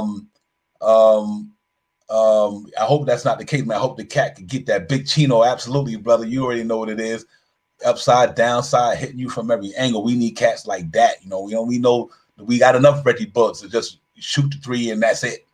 Nah, bro, we need cats who can put that ball on the floor and get down. You know what I mean? Big Chino, salute to you, man. Thank you for chiming in. We got Big Chino in the chat. Big Chino, you already know what it is, man. Like and hit that subscribe button, man. Be a part of this thing, man. It's all good. BS Jedi, he been harping on it for a minute. Spencer Dinwiddie before the injury, 20 points a game, 3 assists, 78% foul tech, 4 rebounds, 30% from 3. He got to get that up. Yeah. He got to get 30%. That's under league average. I don't think he'll be back with Brooklyn. Yeah, right. He had the 30% and Frank shoot 44. I'm just saying that the rest of the chat. Yeah, man, but yeah, man, that he could though, but man, he got to get that 3. He probably will on the tip. I think what everybody doing on the tip though. Everybody getting their shots up, man. That's why I'm excited about these guys that we could bring here because Randall getting better than 3. Everybody, the Knicks was shooting like 4, almost 4, league best in the top 3 or 4 this year. You know what I mean? Yes, sir. Yeah, slasher. You know, shooting's not really Dinwiddie's game, but we know Tibbs loves a guard that gets to the hole and puts pressure on that D. Collapse and kick it out to the shooters. Yep. Fast. But with Kawhi, man, like he'd be 32, 31 when he's finally back. You know, he's probably going to miss all of next season. Again, look, if he signs as a free agent, you're not really losing anything. But yeah, it's interesting. This rumor is starting to swirl because I don't think he's happy with the Clippers. Medical staff, all these issues all over again. Falling short. I can see him, latching on to Dallas. Luka, trying to do something out there. What do you think? Yeah, I agree. I think him and Luka be crazy. Oh my God, good God Almighty. Yeah, but that's Luka down to go. That'd be crazy. I'd be crazy. Hey, for the love of the game, man. I'm with that Isaiah thing. I seen that, man. The Isaiah Jackson thing. I hope the Knicks get that young man for real. Yep. We talked about it. Yeah, we talked about Yeah, that, man, early in the podcast. Real talk, that young man gonna be. He could be. When Rich gone, he can come in here and be time that thing get popping. yeah. He be ready. He be ready. Yeah, he be ready. I think he gonna get him in the draft. I would love to see him get him in the draft, man. I think it'd be special. That's a no lose situation. You move Mitch at the deadline, or Isaiah mhm. comes in, be's your next center or backup. We got 3 picks, so we need one big. We know Noel. I'm not ready to pay Noel. Right. In regards to the point guard, Z, I think we'll sign one with free agency. I don't think we'll touch a point guard in the draft. It'll be wings or bigs. Yeah, I think so too. Like I said earlier in the podcast, I think Valdoza was our draft pick, even though he's a free agent. I'm just saying hypothetically. I think we passed on a point guard just because we got Valdoza, and I don't think there's a point guard in that draft right now is ready as much as Valdoza is. And I think that might be what the Knicks, Tom Thibodeau don't, unless they still can get a point guard. Don't get me wrong, but I don't think he would be the main pick. Put it like that. He won't be that main pick. You know what I mean? I think he's not going to play right off the back in a typical system that's going for the playoffs. I think they bypass that. And don't get me wrong, not only that happened and I agree with Kevin to this point, having quickly there, he can, you know what I mean?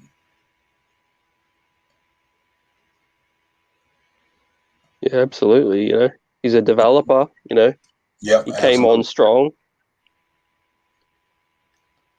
Yep, He's yep. going to be average at best. Mm. I'll draft Cooper, Trey Mann, if they're there. They need a point guard. Yeah, they definitely need a point guard. I just think they'll address that in free agency. Right. Tibbs wants someone who's going to run the team that's established. They do draft a point guard. It'll be the backup for at least a year or two. I think Tibbs is going to be pushing hard for Lowry, pushing hard for Norm Powell, and or Sexton. I don't think Tibbs is a Lonzo dude, but yeah, I think this Sexton deal. We're being the most aggressive. Mm. We know Divine. You're a Sexton fan. Yeah, absolutely. Yeah, I agree. I think, you know what? I think we got to look at the landscape of what's going on in the NBA too. Look at the last couple of championships, dominated by big men. Yeah, 4 picks in cap space. Yeah. Last year, LeBron and AD. This year, Giannis and them cats.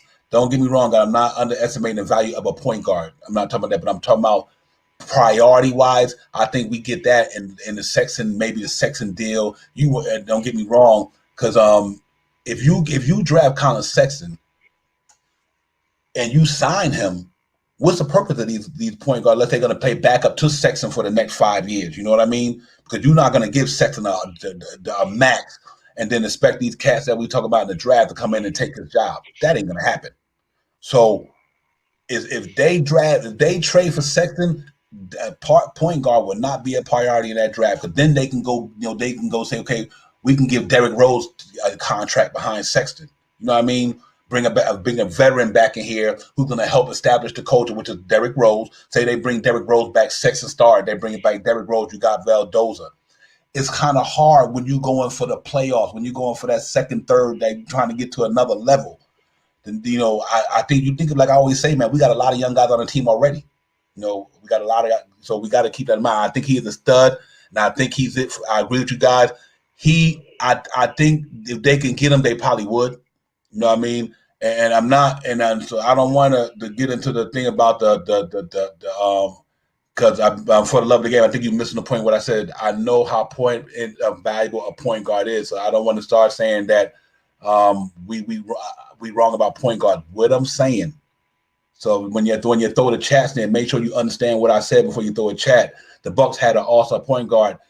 Like I said, the point guard is very important. But for the Knicks, if they get Colin Sexton, I think that becomes minute to a degree, because now they can go get wings and shooters, which they need. Mm-hmm. I mean, that's all I'm saying when it comes to that part.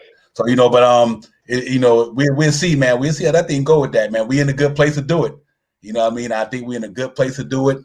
And we just got to wait and see what the Knicks going to do, because no matter what we think is what they going to do. You know what I mean? We only throwing out scenarios. I think it's some good scenarios. Like Elton say, Sexton, Luka, Rose, and quickly would be enough. I mean, how much if you guys think that these guys will come in there and take these guys' spots and lead the Knicks to the playoff land, and I haven't seen too many rookie point guards to do that coming off their rookie season. It's only so many few in NBA history can do that. We are a team that's built to go to the playoffs. Tom Thibodeau want veteran guys who can hold their own under pressure, been in the game, know how to handle these big dudes and these guys in the NBA already. I'm not sleeping on the talent that's coming out of there. I think a lot of them ready for Broadway, but that don't mean they're ready to run the Knicks front starting team. You know what I mean? You got to take that in consideration. You know what I mean? Because what they doing in college don't necessarily going to translate to the pros. You know what I mean? They could do it, but you think what they doing against them young boys in college, they going to do that against these grown men in the NBA in their first year? It's only so many people could do that. Not everybody could do that. So I know these guys are talented, but from the Knicks perspective, the Knicks are trying to go get them a championship in the next 4 or 5 years. So I think right now, do you think a point guard in the draft can handle that as far as the Knicks making him a priority compared to other positions? That's what I'm getting at. You know what I mean? I CT. I just think that we a playoff bound team. Drew Holiday is not a rookie. Trae Young is not a rookie. You know what I mean? Kyrie Irving is not a rookie. Let's be real. You know what I mean? Let's real talk. So yeah, you can get one of them guys to come in and play for the Knicks, but I don't think they're going to be no starting point guard on a team with aspirations of going to the playoffs. And that's real talk. Yeah, right? Real. Like they could take Cooper, and I'd be happy with that. But I don't think it'd be to be the starter. They still would sign another free agent or another player. And I wouldn't sleep on a name to look out for is Jalen Brunson from Dallas, because he could be cheap. 15 mil, something around there. Leon Rose is ties to his family. His brothers with Rick Brunson, his father, who's from New York and who was on the Knicks staff and who may be on the Knicks staff in the future. So there's some real connection there. So keep an eye out for that name. Yeah, absolutely, absolutely. Yeah, I like Jalen Brunson. Man. His dad played for the Knicks, Rick Brunson. He worked with Tibbs with along the way, man. So yeah, that's I have no problem with Jalen Brunson as a pickup neither. He depending on what he's going to get a free agency, but I like his game too. I like his game. I'm just so we only want Luka to give us 10 minutes. I mean, I just think people are underestimating that dude, bro. I really do. I think they underestimate with that kid. I think he can come and give us just what Pablo could do with doing for Denver. You know what I mean? Yeah. Luka, I think they underestimate how nice that guy game, because they seen a couple of games and feed, but that ain't nothing. No, don't use that to evaluate, because it's different rules, shorter court. The dude hasn't played in months. It's been his first few professional games in months. So now the NBA is a different game. The court's more wide open, more spread out. The dude got handles like Kyrie. The dude got range like Dame. No, don't use these exhibitions to judge Luka. He'll be much better in the NBA game. Yeah, absolutely. And that's what I try to do. I try to look at what they could do, not what they're doing in the moment, because everybody don't have a good moment. You know what I mean? You could be in a slump for 20 games. You know what I mean? That don't mean you ain't got game though. You know what I mean? So that's why I say I don't think people should be underestimating what Luka Valdoza could do with a basketball. I seen that cat pass. His vision is like Lonzo's. You know what I mean? He got vision like that. He got handles. He can pull up. He got a pull-up three. He got a step back three, and he can shoot it off the dribble three. And he get to the paint. He playing in the league where they playing against more competition than college. You know what I mean? He playing against pros. I think we should not underestimate Luka Valdoza by no means. Don't sleep on that dude. I'm telling y'all. Like if he give us what Capaldo was giving us, then I think that's legit. That's gravy. And Divine, what salary is Vildoza on if he pans out? Right. You got 1 point something mil. Mm-hmm. Yeah, like a middle rock. You're talking about a steal. Mm-hmm. Yep. You know, if that cat's real, that gives us money to spend, and yeah. the dude's contract's not even guaranteed. Mm-hmm. You know what I go by? People who like Pablo Pugioni, who know his game. People like his coach said the Knicks gonna love this guy. You know, you have to go by the people who've been around and watch him play, seen how he get down every day. Because we just starting to catch on to him because we heard, you know, except for guys who follow. I'm gonna get me wrong. Maybe a lot of guys follow the international game. I don't. You know what I mean? But when we heard about him, we went and did the tape. We did the study. Man, I think he's gonna be there for the Knicks, bro. I just could feel that. I agree with you, Elton Lee. Trey Mann is nice, man. Gary Harris to be available. It's gonna be interesting, man. I like Gary Harris' defense. He's another defense stopper. So we really have to see what's going to pop off for the next couple of weeks, man. But we in a good spot no matter what, CT, and that's for sure. The Knicks in a good spot. I think we're gonna do well. And I think we're gonna be fine, man. We're gonna get it popping this year. Yeah, if here's a question for everyone in the chat, you know, if the Knicks trade up, which, you know, we're hearing that they're trying to do, which player do you think is on their radar? Yep. Because I don't think they're going to make 1921. I think all these swirls are saying they're moving up, which they need to package the picks. So I don't know if we're bringing back two first rounders. You know, maybe we'll get some more second rounders, but I don't see it happening. Yeah, and I think a lot of Knicks fans got to understand also, dude. We got a lot of draft picks. All these guys is not coming to the Knicks. I'm talking about in the next 7 years, and 4 years. And you think every year we draft somebody in the next 7 years they're gonna be playing for the Knicks? I don't think so. You will have it. I think you're gonna keep the ones who are gonna be part of the future. But you know, we got almost 7 first-round picks in the next 4 years. We got a plethora of 20 second-round picks. So we already got 5 or 6 young guys. Let's count the guys we bring in this year. Now we got a half a team of all young guys with all them young guys coming down the pipeline. I don't see the Knicks keeping all that. I think a lot of them. I think them, like, you look at the Dallas picks, and even this year's Clipper. You never know, the Knicks might move them picks, and they still got their own picks. You know what I mean? They're not gonna fill this team up in the next 2 or 3 championship. That is not gonna happen. So I think we gotta look in to see what scenario they might do in that aspect, fellas, ladies and gents, because we got a lot of draft picks and we got young guys already. So if we go in this year and gets a couple of more young guys, when do we say, you know what, we're gonna have to get this thing to a championship level where we can't go in there with the roster was 17-man roster, 15-man roster, and half of the roster is young. I don't think you get to the promised land like that. You know what I mean? I think it showed up. I think it showed up for Phoenix. Nice as Devin Booker is, DeAndre. They still young to me. You know what I mean? DeAndre Ayton, nice as he is, look, he's still young. He ain't over 5 years. You know what I mean? So you see why, see what happened to them. You know what I mean? They lost 4 games in a row. Think about it. Phoenix lost 4 games in a row. And like the Miles Bridges, all them guys are good talent, but they still young. And the experience of Milwaukee overcame that with Giannis. You know what I mean? And I think they had Devin Booker, they had Giannis. That's a wash. Chris Paul, Chris Middleton had a better series. That's a wash. Now you look at the other veterans they had that played. Bobby Portis. He outplayed a lot of their guys. He outplayed Drake Crowder and them guys, his experience. So I think that's important for the Knicks when we look at this draft situation coming up, guys. That's why I wanted to just bring that to your attention, because we got a lot of draft picks. A lot of them. A lot of them. Yeah, a lot. And to Will's point, if let's say, Dallas was really bad, Luka left, 2023 pick is top 10 protected, unfortunately. So the pick we have this year for Dallas is unprotected, but the second pick we got was protected. So if Dallas is really bad, finishes in the top 10, unfortunately we won't get the pick.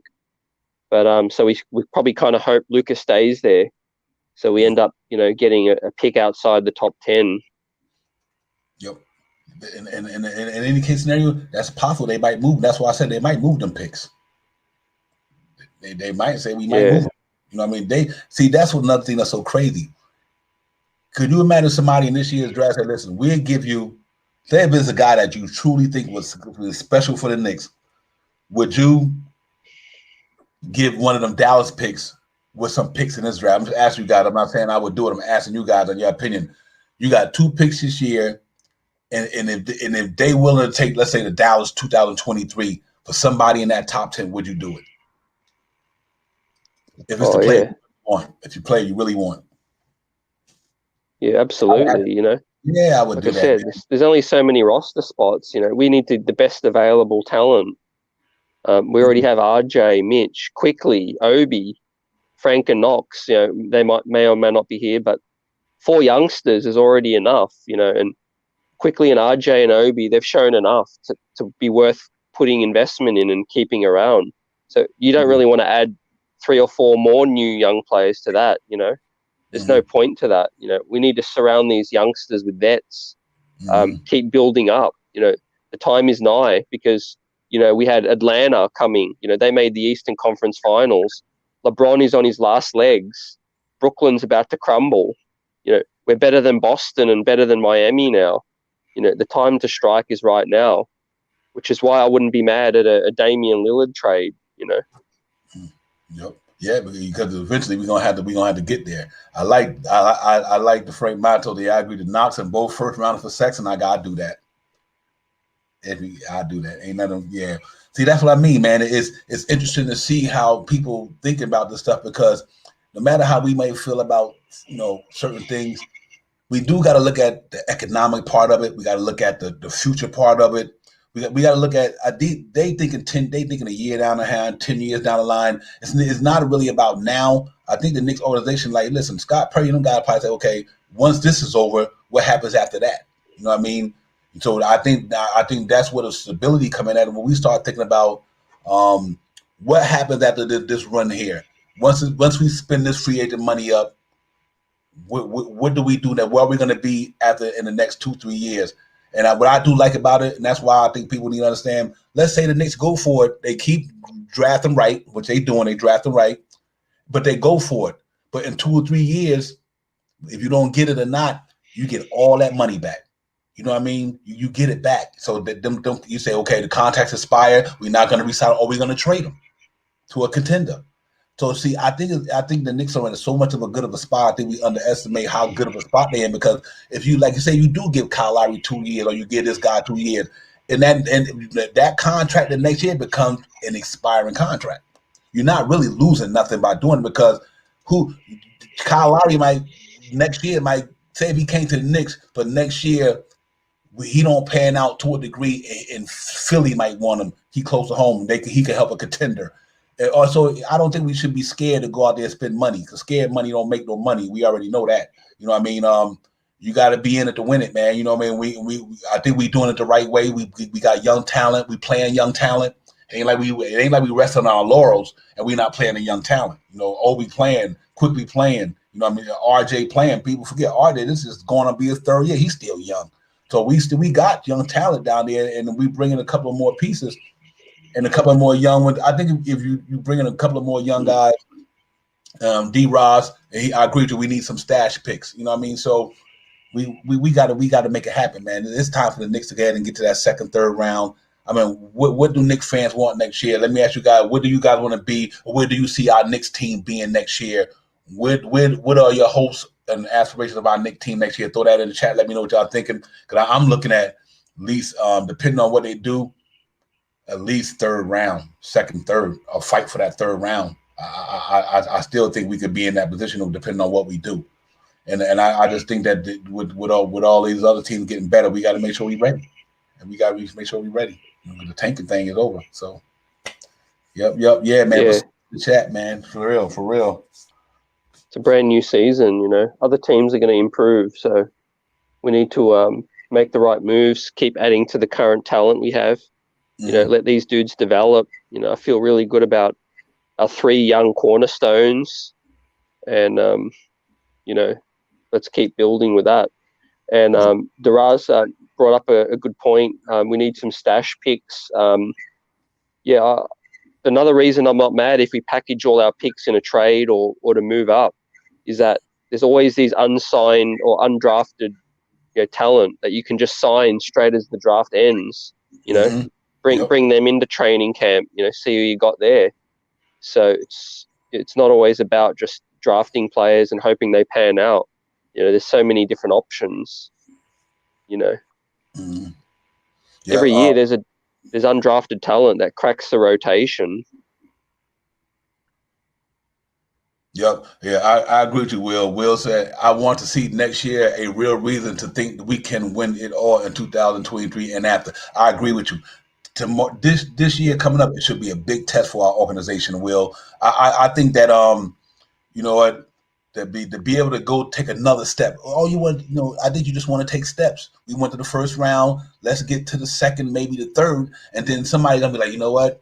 I might be the piece to get the Knicks over the top. I'm going down there in 2022. That's why this year's got to be big for us. We got to go in there. We must win 50 games to be a top 3 next year.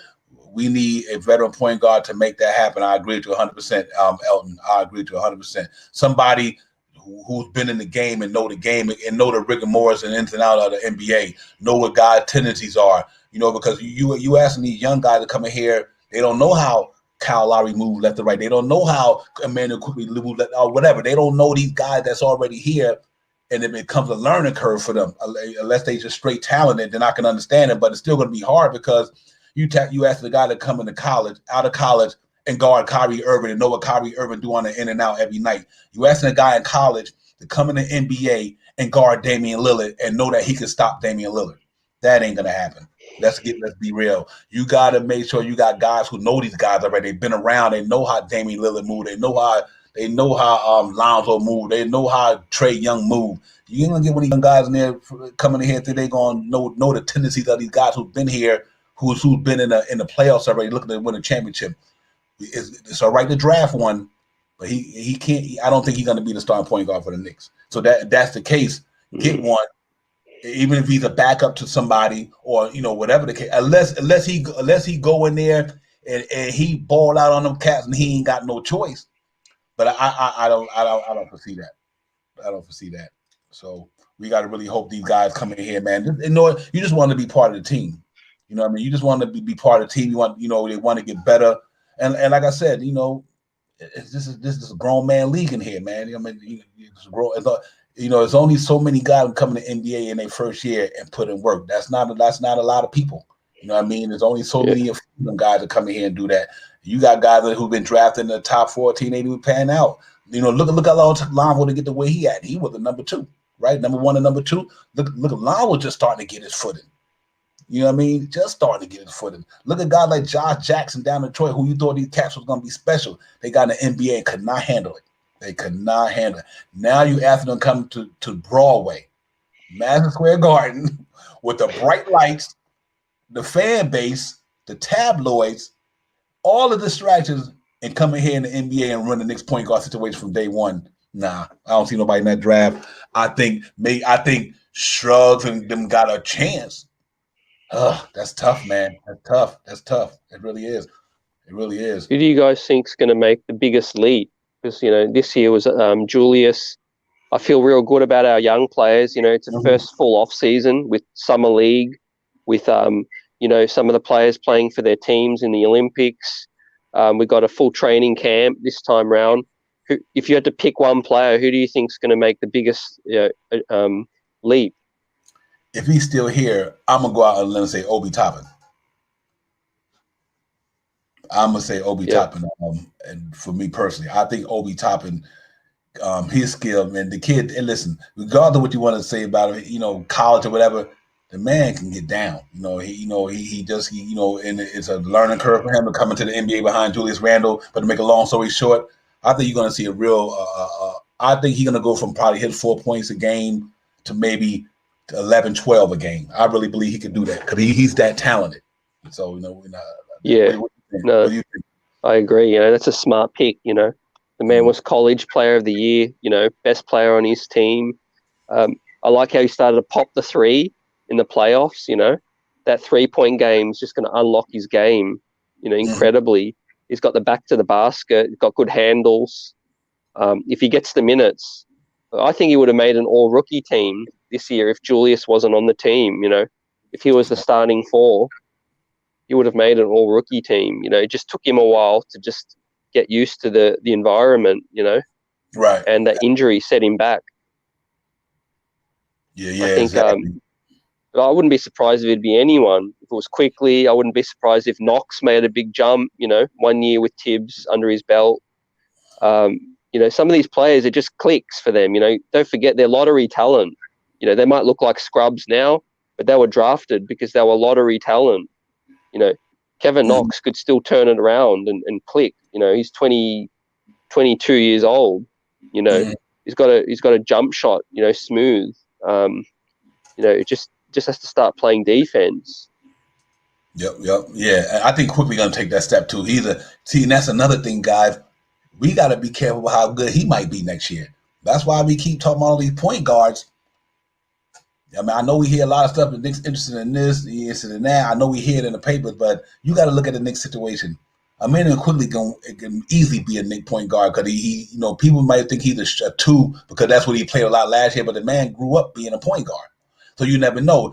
I think we got enough combo situation there, whereas, we talk about Derrick Rose. This hypothetically, you talk about Colin Sexton, Derrick Rose, Valdoza, Emmanuel Quickly. So now, you bring in that young point guard, the groom back there, or that other shooting guard, the groom. He gonna be on the bench like Kevin Knox and them. Unless he in the top 10, then he gonna play. So depending on who he drafts in the first round, if they're gonna be in the top 10, I think they get burned. But I think we got to be careful, and I do think Obi and Quickly got a lot to prove. I think they're gonna prove a lot this year. From my perspective. I'm so hyped to see them in summer league as well. I think they're going to dominate. Can you imagine Luka Vildoza, Quickly, Toppin, and maybe even a Knox in summer league? Man, that's going to be insane. Right. And whoever we draft as well. Man, I'd get out to Vegas if I could. That thing would be hot. Yep. I think Will said he think he feel like it's going to be Obi. Leon will sacrifice Obi to show everyone this is not personal, and get it better fit. I agree with you on that, Will. I can see that, Will. It's business, it ain't unpersonal. I agree with you 100%. It's business, it ain't unpersonal. So that's a possibility. That's why I said it's interesting to see how they're gonna go about this thing, man, because it really is. Mike Lugo said, let's playing devil's advocate. Playing devil's advocate. I love my Knicks, but Obi put a 4-point footwork on arm reminds me of Stat. I can see that 100%, Lou, but I understand why you feel that way. It's hard. It's hard, man, because it's that's why like I said with Scott Perry, he got the opportunity because I don't know. Let's listen. Is any guys out there you think that wasn't good in the first year, but came back in the second year, had a better year? Because think about this here, even though it's a different scenario, the Knox's best year was his rookie year, and he went backwards. You know what I mean? So is it possible that he can have a not so decent? Mike, let me ask you a question, Mike. Do you think that it's possible? Obi Toppin not only had a 4-point rookie year, but he might can go in the off season. Being around the select team and being around more guys, getting to put work in. Because you got to remember, guys, last year they couldn't put in no work. Obi got drafted in one of the worst years. Pandemic, short disc, no summer league. That goes for all of them, not just Obi Toppin, all of them, every rookie. It was a tough year for rookies last year, man, because of the pandemic and the COVID situation, and everything was, they couldn't get in a facility, they couldn't do this. So that's why I want to see him get a fair shot this year. To see if now he got a whole off season to work out. Obi Toppin, like I said, he's been playing with the select team. Now he'll be back in the Knicks training camp. So I think we got to see how they might pan out this year with him. But if not, if he got to go, I get it too. You know what I mean? Ain't like you say, nobody. He's replaceable. So I get you, Mike Lugo, on that one for sure, my brother. What do you think about the Obi thing, man? Do you think the Knicks should be CT give him another opportunity? Not give him an opportunity, but see what he could do. See what he could do. Yeah, absolutely. I think every player drafted that high deserves at least a second year, you know. Mm, Yeah, his first year didn't really pan out the way we hoped, but it wasn't, to me, it wasn't really a fail year either. It was Julius became an all NBA, all star, took us to where we needed to go. Obi, took it as a learning opportunity, was humbled. Um, I think it's a lot to be said about these hometown kids, he doesn't want to just succeed as a player. He wants to succeed for his hometown. There's a lot of passion in that. You know, mm, guys like John Starks, all that. I know he wasn't from New York, but he played with that pride. You know, that's why mm, I'm hesitant to move on from Obi. He has it with quickly. They want to get better. They want to be stars here. They want to help this team. I was more disappointed we didn't try different looks. Play Obi at the 5 a bit more. He's got that reach. He's got that length. That can give Atlanta problems in the playoffs. We didn't go to that enough. I would have put Noel to the bench, rolled out a small ball lineup in Game 5, and just try to put up points. Just rock out with that. mm, We saw those other looks. It wasn't working for us. Noel couldn't hang with Capella. He couldn't score. He's too slow. Was banged up. You know, Obi was mm, young legs. Let the kid rock out. And there was a mm. lot of games Obi was playing real well, and due to normal rotations, he went to the bench. But I think Obi's ready to burst out. That 3-point shot. I hope he's working on that. Shoots the corner 3 well. Great handles. I mean, even in a Mm. Sexton deal, I'll try to keep him out of that deal. But I just want to see another second year with Obi, because again, look, no one expected Julius to have the season he did. Now we're all expecting him to have the exact same season again. Let's say he goes back to being the Julius before the last season or something similar. Suddenly you've got to need options. You don't need to give up on Obi so quickly. Mm-hmm. Yeah, yeah. You know what's interesting about that too? The Cleveland, if you had to get him for Sexton, then you got to get him. You got to trade him. I get it. I'm not. I'm with that 100%, guys. Let's not get it twisted. If you got to move Obi Toppin to get Colin Sexton here, then you move Obi Toppin. Salute. But if you can keep him out of that deal, I just do think that young man, in his second year, is gonna. I think he's gonna prove a lot of doubters, man. Because like I said, we got to go back and look at how that season played out last year for him.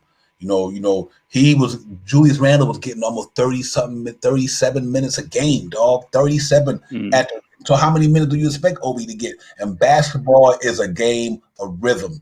You don't come in the game and shoot 3 shots and think that you're not good. It takes shots to get yourself in a rhythm to play basketball. You can't shoot 5 shots and expect your percentage to be like 50, 40, 50%. That don't happen. You know what I mean? You would have to be a marksman to do Like that. I mean, Lou Will or you get 6 shots. Clarkson. Yeah, you gotta be a marksman to shoot 6 or 7 shots and expect to make all of them, or at least even 3/4 of them. So you think about the minutes Obi was getting behind Randall. It takes a while to get in the rhythm, man. It really does. You got to have 1 or more, 2, 3 shots a game to consider you to see how good you are. So I do think, and that's why I'm like, listen, it's a positionless game. You can even throw every now, even if for 6 to 8 to 10 minutes or 4 minutes, throw them at the 3. You could throw them at the 3 to keep them getting extra minutes. Then that way, you know what? Okay, now if we move him to the 3 every now and then, you still get your main 3 coming out of the free agency. You can move Obi to the 3. He got enough athleticism. That's what I'm saying. He's not no slow dude. He's got enough athleticism to play the 3. Maybe not on a 30-minute basis or 20, but I still think because of positionless basketball, he got the size of DeAndre Hunter to me. You know what I mean? DeAndre Mm. Hunter is that type of dude. Look at DeAndre Hunter. He was guarding 2, 3, and 4 every now and then. So, and we got to look at a positionless basketball thing. I just think that Obi might have a chance to do that, but I wouldn't hesitate to move him in if we have to. I mean, that's the nature of the business for sure. But I think he's going to have a leap this year. I think he's going to have a better year than last year, no question. Yeah. Look, to me, he's a perfect small ball 5 as well. You look at the death lineups with Draymond Green, all these other teams, PJ Tucker at the 5. I mean, I'll be grooming Obi as the 5. He blocks shots already. He's got great length. great wingspan, a great leap. Played the 5 for Dayton in college. Imagine him pulling the 5 out the paint, pulling Clint Capella out in the corner and shooting popping threes. I mean, at least 20 minutes a night as a small ball 5, with absolutely. Randall.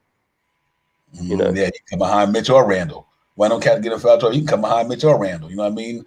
Like I said, he could that 3, 4, 5. But I agree with you, man. You get a small ball 5 like him, and then you, like you said, you get them 3. You can pull them boys out there. Now Randall can eat in the paint. RJ can eat in the paint, and because he could stretch that center out, bring him out to the 3-point line. Them lanes is open all day. You know what I mean? So and that's what I wanted to see in Knox. I want to see Knox be able to. Knox got a lot. He had a lot of linking size to him. Knox, he's 6'9", 6'8", 6'9", but he's linky though. He's linky. I'm like, man, I've seen sometimes when he put the ball on the floor, and Knox would go down there and that's just. I don't know what happened lately, but I think Obi got that though. He's athletic. He said Martin Luther said he's athletic, divine, lateral quickness worries me. CT agreed. Nice small ball 5. Okay, yeah, outrun and gun a bit more behind Mitch. Absolutely, I can see that as well. Lugo, I agree with you on that one. His quickness. But yeah, hopefully, if he be around, he get a little bit more opportunity this year.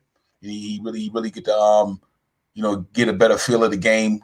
Get into a little bit more rhythm with the team. He got to because he had a role last year. It was so quick. As soon as Randall get his energy, Obi was back out. You know what I mean? As soon as he get his breather until the end of the season, I know that he started getting better opportunity. He played better in the playoffs. So that's what really encouraged me the way he played in the playoffs.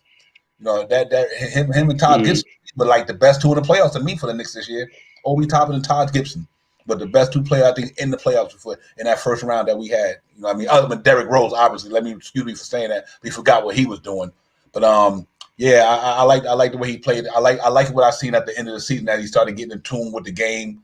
You know what I mean? He started getting his rhythm, his energy. Like I said, it's a game of rhythm. You notice the shot started getting knocked down more.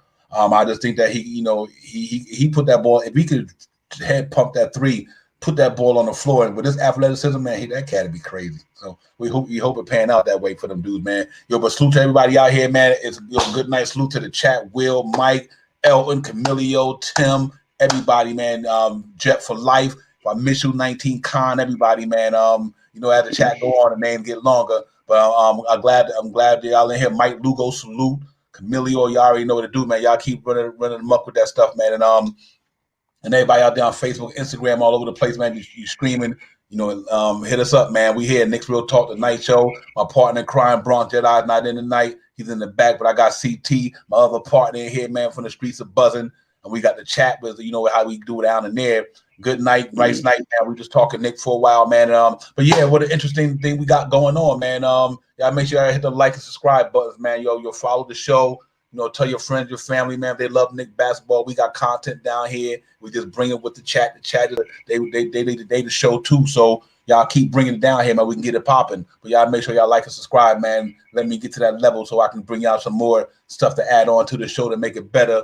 Get more stuff in there. I do got the merch coming out. Some new. I'm gonna hit y'all up pretty soon.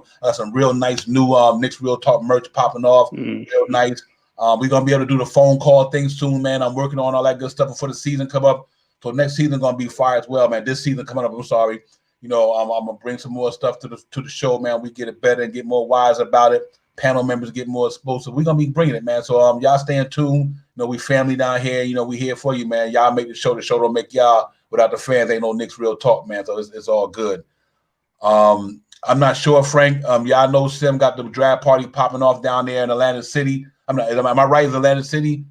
If it is, I want to misquote it. But yeah, y'all, nothing but Knicks. My man Simeon Russell, they got the draft party going down there, man. So y'all go make it happen. And we'll be also on a stream as we usually do on draft party. Knicks Real Talk, man. But if you go down there, be safe, enjoy it. Yeah, they're gonna get it popping up in Atlantic City. We'll be here. I won't be participating, but Sim got it popping down there, man. That show gonna be live. But we'll be here, on the draft night as well. But we're gonna be doing our thing the way we normally do it. Me, BX, CT, we have other platforms streaming in. We just gonna go with play-by-play of the whole thing. But I'm go down there and hit it up, man. Enjoy it. I think it's gonna be fun down there, man. Salute to Sim, nothing but Knicks, the whole family down there, Queens Court, Tony Crow, everybody down there. Salute. Yeah, man. But BX, it's interesting. I'm really down to see how this draft gonna. I'm gonna be there, man. Good, Frank. Go down there and represent my brother. You already know. Salute. Um, but I'm glad about the season. I'm really excited about it. I'm excited what's going on with it. I think we're gonna be good. This draft gonna be important. And like I said, we starting to take care of things one thing at a time. We got Scott Perry done before the draft got here.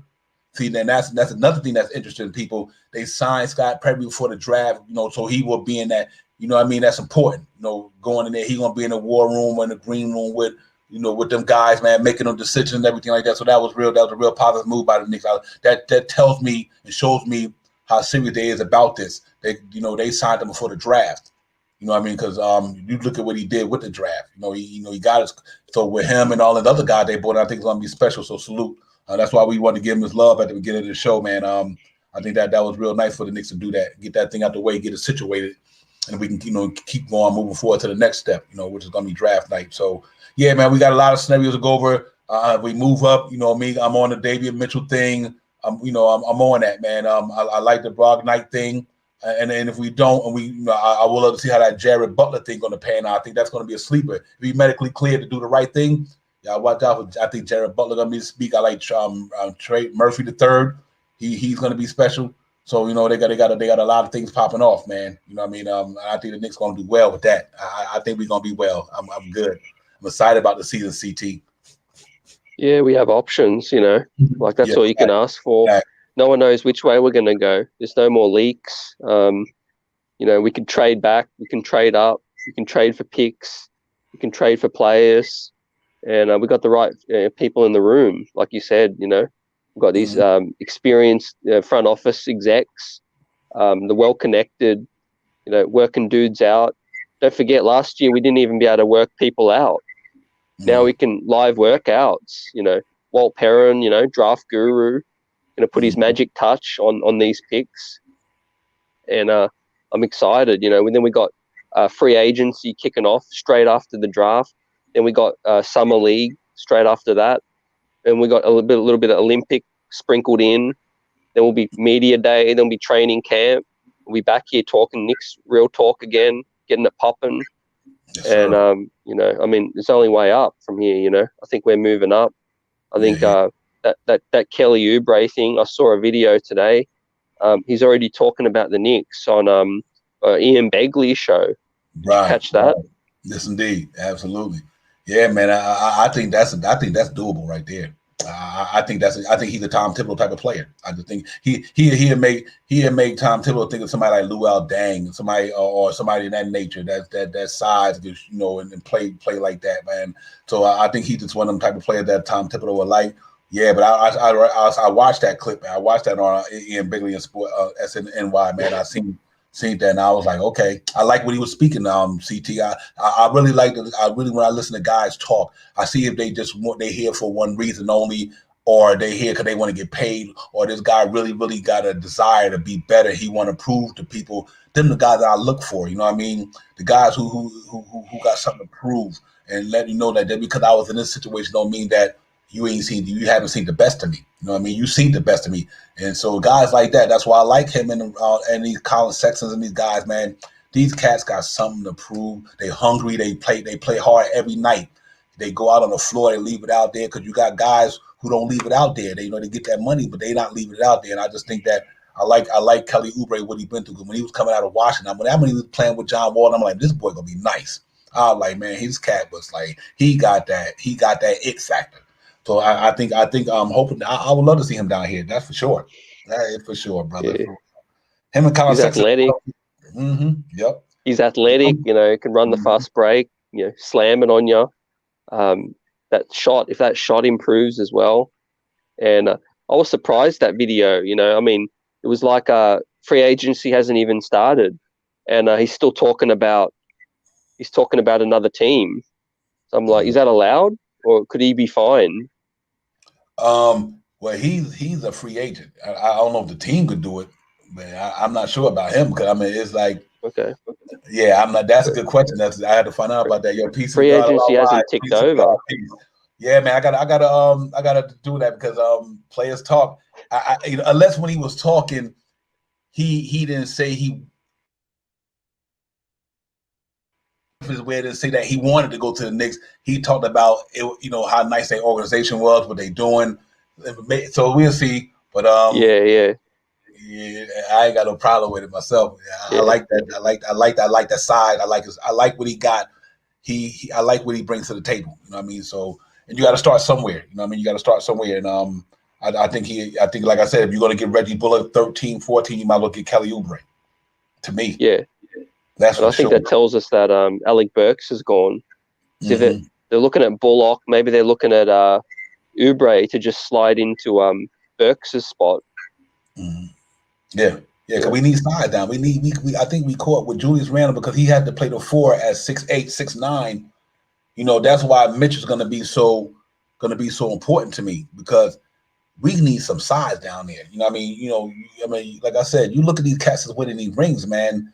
You got 2 7-footers on the front line, Giannis and Joe Lopez. Last year you got, AD and who was there before the Lakers won when they won that ring the year at the center. AD and somebody else. McGee, a couple of other 7-footers. Even though it's a guard league, but you think about the guys who really winning these things over. It's them cats.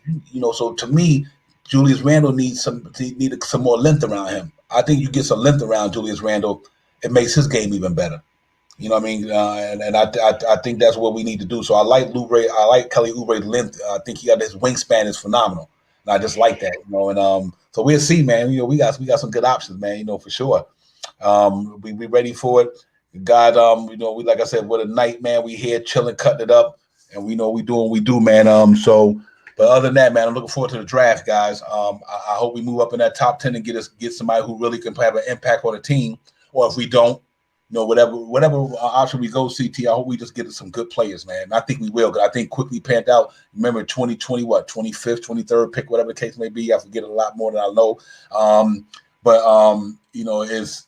That pick was nice, so we can get another Manuel quickly in there for around that range. If we don't move up, we still hit a home run. We got 4 picks, man.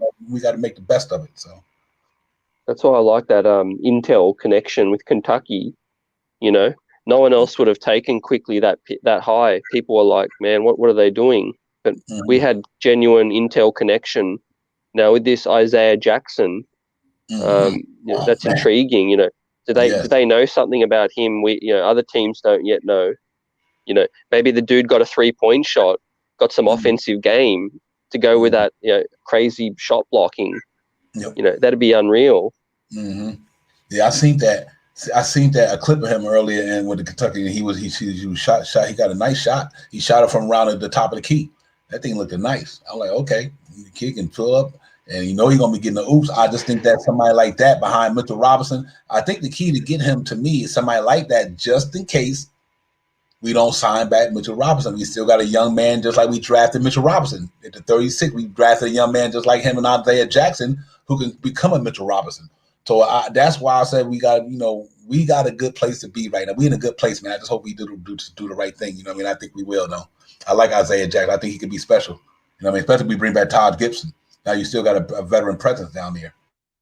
Oh yeah, I think and he's like lottery talent like that. There's not many big men in this draft of that sort of caliber, and after him, it's a big drop off. So you can get him. You solidify your young, a front court for years to come. Then you got plenty of picks and space to sign, from backcourt players. Yep. But we know Noel. I'm not paying Noel whatsoever.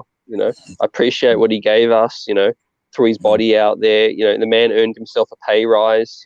Kudos to him. But I don't want no parts of paying him. Not when we can get that. We got that there already, and can possibly get a young one coming up. Yeah, no question about that. I agree. I mean, you know what? Them guys came in. The Knicks don't owe them nothing. They don't owe the Knicks nothing.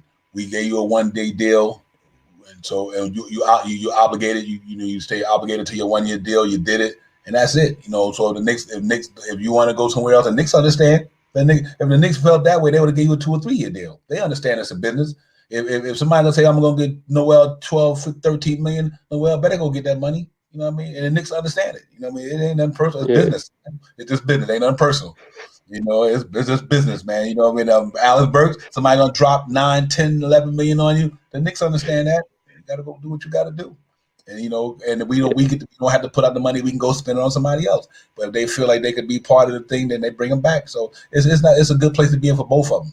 That's why I respect what Scott Perry did the last couple of years. He gave these guys the opportunity. Look at what he did for Bobby Portis. Man got a ring. You know what I mean? I gave you a 1-year deal with an option on the second one. You opt out. I gave you the opportunity though. He went to Milwaukee. Man got him a ring. You know what I mean? Yeah. So now, you know, I think it works both ways for these guys. I think you know that was smart to do that for the first 2-3 years to get this thing under control, to get us where we needed to be. Now we can go, you know, if we want to go big game hunting, we could do that. But we got a lot of options in New York. So our fan base should be really proud of what the Knicks did, man. Think about this here. We've been Knicks fans for a long time. When the last time you ever heard? Now I want everybody to chat to hear this. When the last time you ever heard the Knicks got 7 first-round draft picks in the next 4 years, almost $70 million in cap space, got young talent, and got 2 draft picks this year? When is the last time as a Knicks fan you heard that? And I've been around for a minute. You know what I mean? So, man, you got to love this, CT. You got to love this. I just think it's really cool. We got players that want to come play for the dudes we have. You're like, I wouldn't be surprised because Noel came here on the discount for Tibbs. You know, he said, I want to play for a coach that's defensive minded. Then we had Alec Burks want to come here because he's friends with Johnny Bryan. So maybe some of the connections we have keep players here on the cheap because they want to actually be here. You know, they want to establish this culture. We saw Austin Rivers take a dirt cheap deal to establish something. So, you know, maybe Kelly Oubre takes a discount to want to be, you know, part of something, you know, have a home. That's what he said in the Ian Begley video. He said, I'm looking for a long-term home. You know, I bounced around the league a bit. I want to prove myself. So, you know, we got this structure, this foundation in place. These players really want to come here. We had Lowry on record saying that, you know, it's all about, you know, culture for him. You know, I'm a Tibbs guy. I mean, man, when have we heard this? We haven't heard free agents talk about us like this. Yep, absolutely. Yeah, you're right. All our wide and coming off the 4th seed, absolutely. That's what I mean. So we're gonna be wilding, and we're gonna be wilding as fans next year because we're gonna expect a lot of things, man. You know, it's gonna be crazy next year, but we're gonna be up for it though. We're gonna put Pat Riley in retirement. You know, he's been like, man, the Knicks are better than us now. I got to retire. Camilio, the number that I would not go over for Oubre, I would love to stay in the 18 range. I don't know. I wouldn't go over 20. I don't, you know, but if we could get him at 18, I think I don't have a problem with that. I really don't. I think he's worth that. I believe NBA players, and I always tell people this here, $1 million a point. If you're an NBA player, you get paid off of that. The reason why I say that, Randall, 19 points a game last year, $19 million. You know what I mean? You think about, you make $1 million a point in the NBA.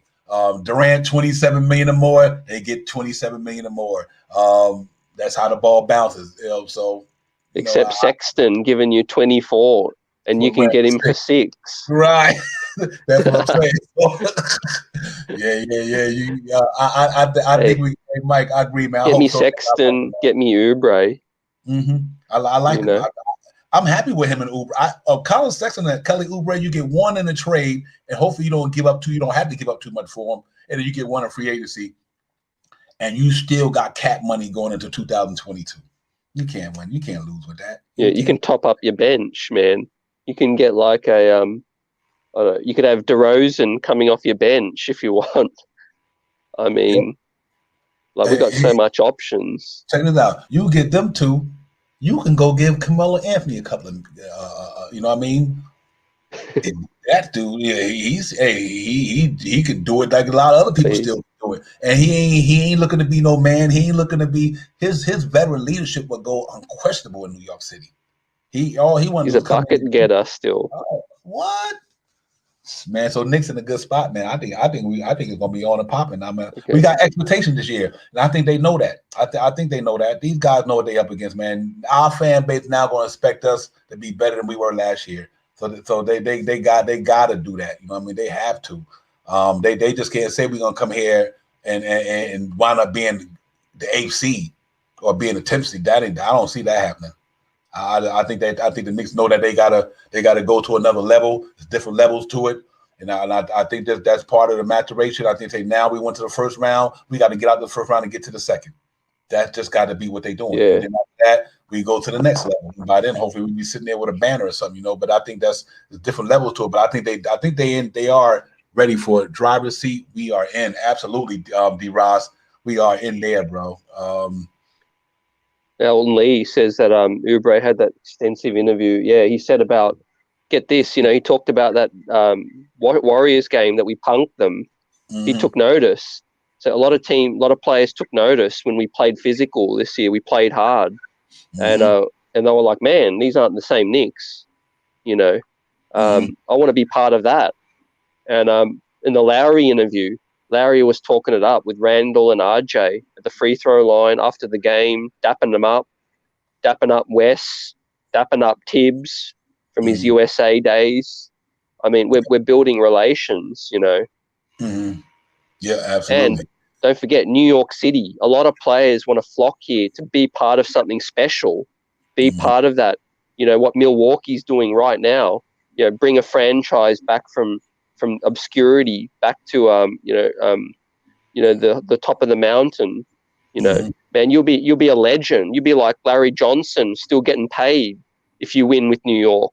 Right. You'll be like Herb Williams, John Starks. Mm-hmm. Yep, you gotta be legends. Yeah, absolutely. And that's what we need. But I think that Milwaukee thing inspired me because I was like, you know what? We on that trajectory. If it's Randall and RJ, are they going to be Giannis and Chris Middleton 4 or 5 years from now? If that's possible, then you got to sign them. If you think they could do what them cats did, and them cats been playing together for 8 years, you know what I mean? But they got their core together. They kept their core together, and then they put the pieces around them as they kept getting better and better. And that's why you don't give up on people, man. Look at Giannis when he first came in the league, dog. Look at Giannis when he first got here. They stuck with that young man, watched him develop, watch him get big, watch him learn the game, and look what he did for him. We need to be on that, and that's why I say the RJ thing. If you're gonna sign Randall, even though he might not have came here as in his rookie year, but once he got here, he became part of this. And if you're gonna build around him too, then just build around him, but put the right pieces around him and make that team dominant, man. And bringing in a couple of players here and there. I mean, like I said, you look at the Atlanta Hawks this year. Trae Young. Look at everything that was around Trae Young. There ain't no superstar. There were no superstars on that team. They put the right pieces around him. Nate McMillan pushed the right buttons. He put the right pieces around Trae Young, and John Collins and Capella and all these guys. Look what they had. They didn't have no superstar. They had Bogdanovich, Gallinari. He just put the right pieces together, and that's all we got to do. We just got to fill that 1 and that 3, and get the pieces that fit around these guys. So the chemistry is there, the camaraderie is there, but they know this is the guy, this is the guy, this is the guy, but we all in this together. And I think that's a culture that's down there. So I think we'll be fine. I'm hoping that's the way they pan out. Yeah, like you said, we're at a point where we know our deficiencies. We were fortunate enough to make the playoffs, go toe-to-toe with the team that went to the Eastern Conference Finals. We got a really experienced coach. He knows, get me this player, get me this one, and I can take you further. We're simple. And we didn't even have Mitch, in the playoffs as well. So we're automatically upgraded already. We got Vildoza and Mitch, 2 players we didn't have. Not to mention all the money we got. We're going to bring in some more dogs, some more talent, make a couple trades, probably a few vets. I imagine a few vets will latch on to us. And we're going to be tough to deal with. I think we're going to pass Philly. A lot wide. I agree with you 100%. watching Mitchell Robinson this year. I'm telling you. I'm trying to tell you. The worst thing to do is, this dude going into a contract year. He 275. I seen the tweet on it. Somebody he said he wanted to be on his show called Catfish, and then somebody threw it. And so I love the response from Mitchell Robinson. He's like, listen, I'm working out every day doing blah blah blah. He said, you know what, but it's more, it's more than life. There's only basketball. You only live once. I love that fire back. I'm like, yeah, Mitch, that's what you do. Because the cat said, and then the one guy put something. He said, you need to be working on your post game or something like that. So Mitch went back in the tweet. I am doing that. That's what I'm talking about right there. So I think you got to watch out for Mitch next year. A la wide. I think that brother gonna do something special. And that's another guy that the Knicks believed in. They stayed the course with him. And hopefully, like that $1.8 million. I hope it turned into a 15-20 for me. I don't care if it's with the Knicks or whoever. I hope his year is so good that turned into a payday for him. Because that young man been grinding with the Knicks on that little low budget contract for 3 years. I'm like, yo, get that man some money. Yeah. He have a good year. Give him some money. I like this. He had me like a newborn baby a couple of years ago. And so let's get it. You notice he's been wearing those New York or Nowhere T-shirts all summer. So right. he's invested. He's on board. I think him and Tibbs sort of got off on the wrong foot a little bit, but I think they bonded after that. I think remember in training camp it was like, oh, who's going to start, Noel or Mitch, and everyone thought Noel's going to get the nod. I knew that was going to happen. Yeah. Then Tibbs ended up going with Mitch, so right.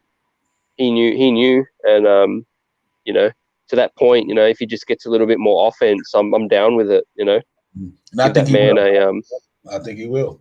Young man, and that's what I think a lot of people fail to understand. A young kid coming out of high school. He came out of high school, guys. It ain't like he went to college, none of that. He came through the hard way. You know what I mean? Playing high school ball. Got recognized. He was going to go to West Kentucky, but he didn't. But then Kenny Payne knew what was up with him. You know what I mean? And I think he's going to really see some improvement for him, Obi. And I think all of them take steps. I really believe that, because I think, for one, they're going to be familiar with the system. They know what's expect. They know they ain't like they coming this year, don't know Tibbs from a can of spray paint. Now they already they know what Tibbs is about. They know what he want. They know what he expect. It's going to be easier now, because they already been through the rigor mortis with him in the first year. So now this year is going to be like, I know what the coach wants us to do. I know what to expect from this man. I know his tendencies. I know his ways and actions. I know what he dislike. They know all that now. So they prepared more prepared in this year. And I think that's going to bode well for them. And because I think they've been under Tibbs for 1 year, so then they kind of know the game now. And with this man, the way he coach and get down. So I think that's going to be nice. I don't see no slow start. I think we'll be right out of the blocks, with a full preseason. Don't forget, we'll probably play 7 preseason games, full training camp, full game plan. I think we'll see Tibbs implement some more structure, some more plays, and I'm looking for it to get it popping. Will be tough this season to deal with. Third best defensive team in the league. Like, look out. Yeah, absolutely. Yeah. Salute to the chat, man. Y'all already know, man. Y'all keep sending it on down the line. You place it, I'll pace it. You know what I mean? You already know. But yeah, man, salute to all y'all. Peace to God, to Ross, everybody. Salute to everybody out there looking at the show on Facebook, Instagram, YouTube, wherever you streaming in from. We appreciate y'all chiming in. Next we'll talk the night show Friday. We cutting it up, man. Lot going to go on in the next couple of weeks, so we just want to be in the fold. And y'all just make sure y'all keep Mike Lewis say he think Ball is out of the picture. I can see that too, Mike Lugo. I can see that for sure. There was a report they haven't reached consensus on Ball, so that tells you that they're not all the way in. Mm-hmm. Yep. Salute Elton Lee. Salute my brother. We see you. Yes, sir. Yeah, man. I think that could be the case. But I like Ball. I don't have a problem. I was just always concerned with the penetration game, on the half court, the half court penetration game. That's what worried me. But yeah, Mike said y'all okay with Oubre and either Nunn or Graham. No longer these rumors dragged out, less we likely to get in Sexton. I can understand that. I can see that too. Yeah, I'm definitely okay with that. I'll take either three of them guys. Kendrick Nunn can knock it down as well. You know what I mean? Yeah, I agree, Wide. I never thought he was a fit neither, but I know a lot of people like him. I just thought that his penetration game was lacked on us. If we get Oubre, then we need a left-handed coach. Okay, Yeah, well, yeah, we have a bunch of lefties, right? yeah, three lefties. Three lefties in the Good building. one, man.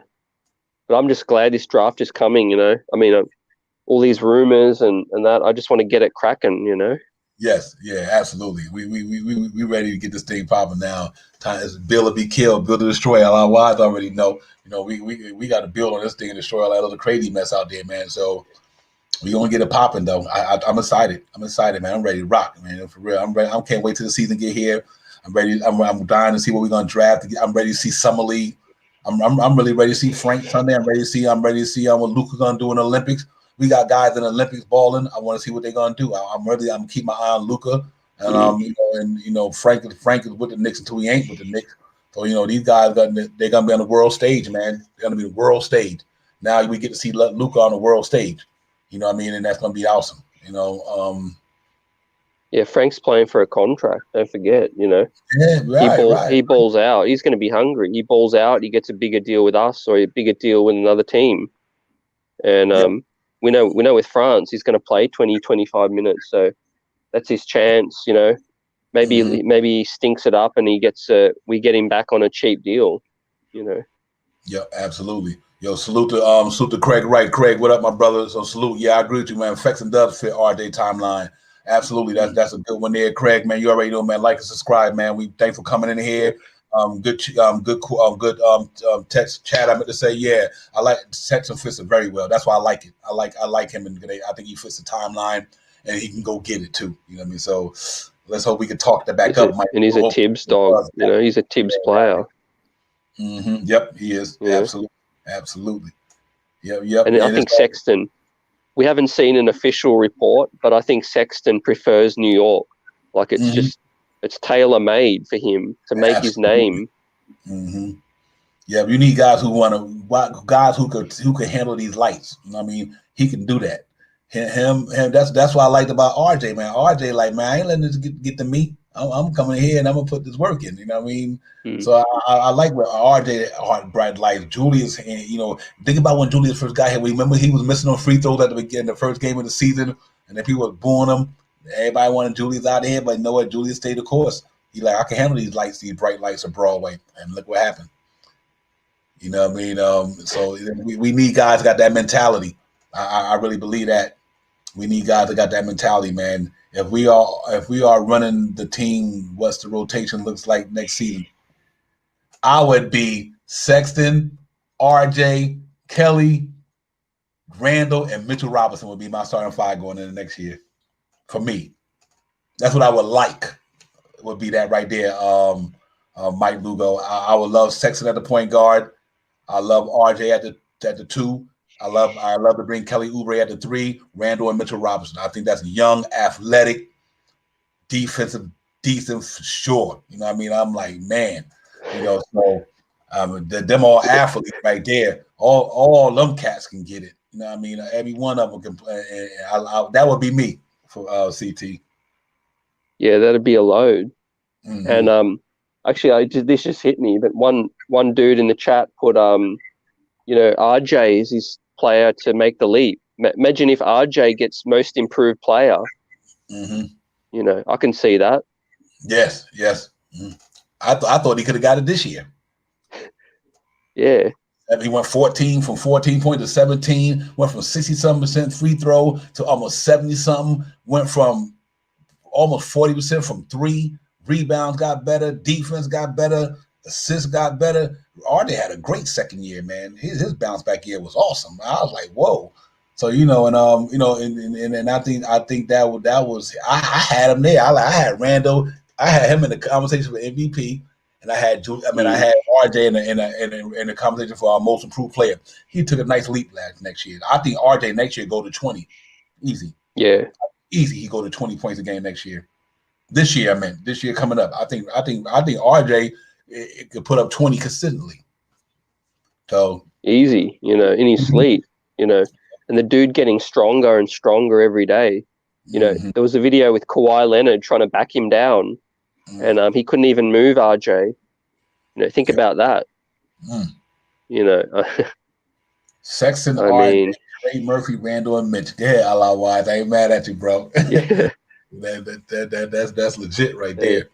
with Cap still, with Carmelo and DeRozan off the bench. Yeah, you got all these veterans to lead them off the bench. Even if you got D, I think that I'm gonna tell you, I think Sexton, D Rose, and Luka Vildoza would be a problem in the NBA. That's straight energy for 48 minutes. Straight nothing but energy, bro. Sexton, Derrick Rose, and Luka Vildoza. That'd be a nice trio of a bat. That'd be a nice point guard trio right there, man. That'd be an issue for teams, 48 minutes a night. Non-stop. And then, maybe Obi and Taj. Yeah. I think you bring Derrick Rose and Todd Gibson back. I think you do that without a question. Yeah. You bring them two back. They're culture builders. They are. You see how better Mitchell, the minute Todd Gibson got back there, you see how Mitchell started taking off this year? That's when they brought Todd Gibson to the team. Once they brought Todd to that team, you see how them cats started playing. I was like, okay. They know, so that's a Brooklyn boys. PS 67. Y'all keep them locked in. Let Todd retire Nick. We can retire Bull if we choose to go back to the Bull to retire his jersey. But I don't have no problem keeping Todd Gibson around, Long Thibodeau around, and have him like a player coach. Yeah. Salute the Raging Storm for real. Yep, I really like that. So I think that. Yeah, for real, Awesome too, man. It's important. It's comfortable. It's real important. What Mike Lugo said. Mike said Knox turns into Paul George. That was a good one, Mike. Probably. Yeah. That was a good one. I like Knox too, man. I was hoping he can. I mean, it ain't never too late though. He gotta have something to prove too though. But I wouldn't mind if they gave us that Osman. Yeah. I like CD too. I like CD too. Give us him. Yeah, I like CD Osman. Kyle Sexton and CD Osman for Knox, the two number ones. Yeah. We'll take on Love's. Maybe we'll take on Love's deal. Love deal. Oh my God, yo. I love that Love deal, bro. That's real talk. That's 30. That's 30 each one.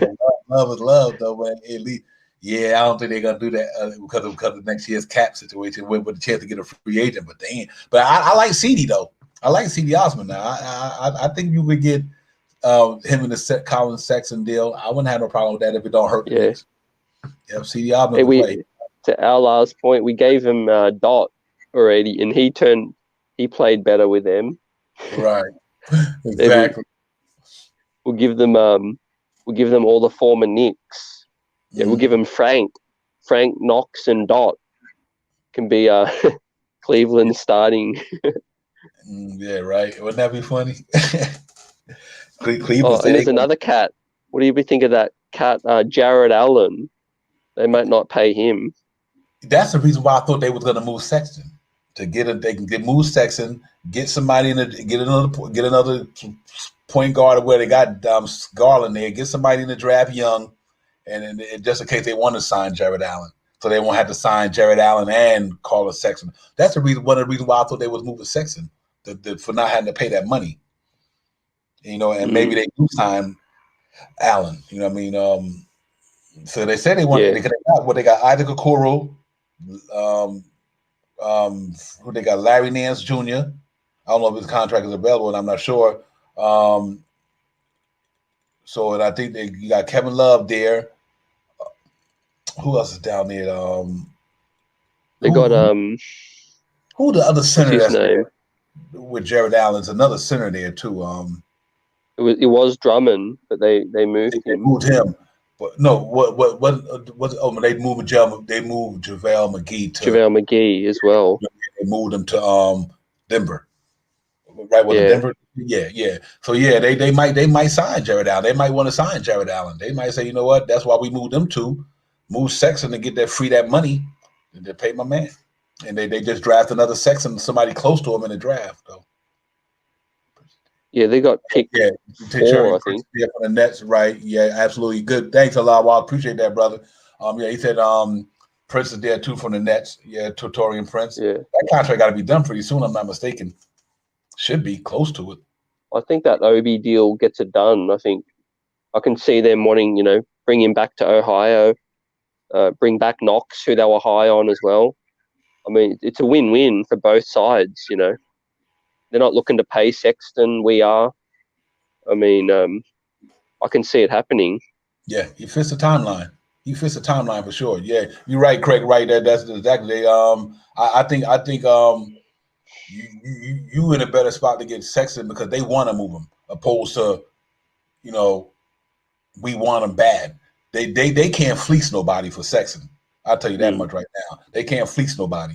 They gonna have to get the best deal possible, but they can't fleece nobody because they the ones that get stuck with had to pay him or don't pay him. And they had Garland. That's it, Garland. Mm-hmm. Yep. Yeah. Absolutely. Yep. So yeah, so that's why the Sexton thing stays out there, and I think it's interesting. Everybody up here, man, in chatting everywhere, listening, tuning in. I just think it makes sense in a sense because of where they at. You know what I mean, and what they probably, from a financial standpoint, they might be like, you know what, we need that money. We need the money, and we just gonna move on from them. And after what I seen him do to the Nets last year, I would keep bringing that up, man.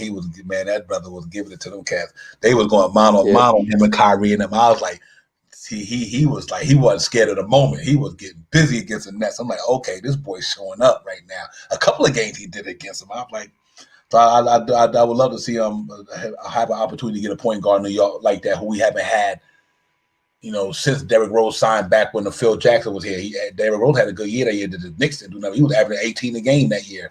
Derrick Rose had a pretty good year that year when he first got to New York.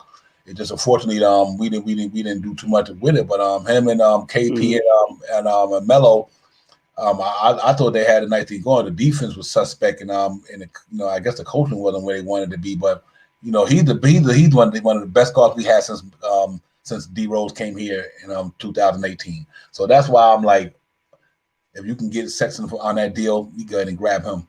I just think you go ahead and get him. But we'll see. He's ascending. Yes, absolutely. Yeah, absolutely.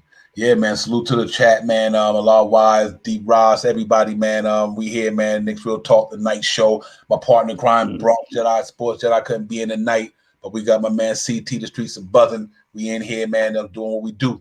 Talking Knicks, getting ourselves psyched for this season coming up. The draft next week. Psyched about that. He said those close games against the Miami and the Nets and Philly. If we had Sexton, absolutely. Absolutely.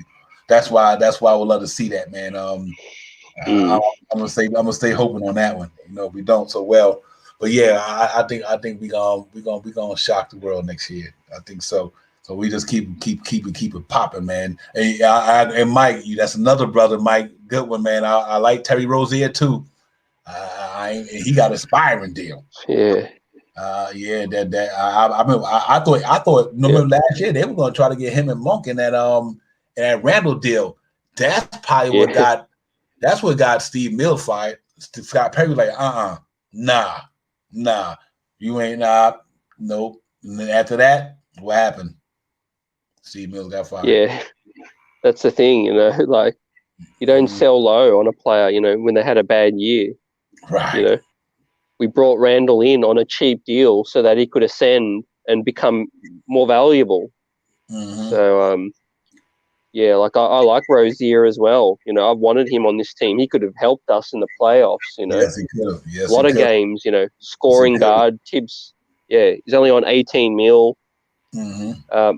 The thing is, Charlotte got LaMelo. They got Devontae Graham. Mm-hmm. Like, what's their deal with Rozier? Are they going to want to trade him this season? We don't know. But I think it's just going to be half a year too late. We're going to try to get our point guard already. Yeah, good deal. Got Devontae, like I said, he do for his extension if they're going to extend him. I think LaMelo Ball takes over that point guard spot for sure.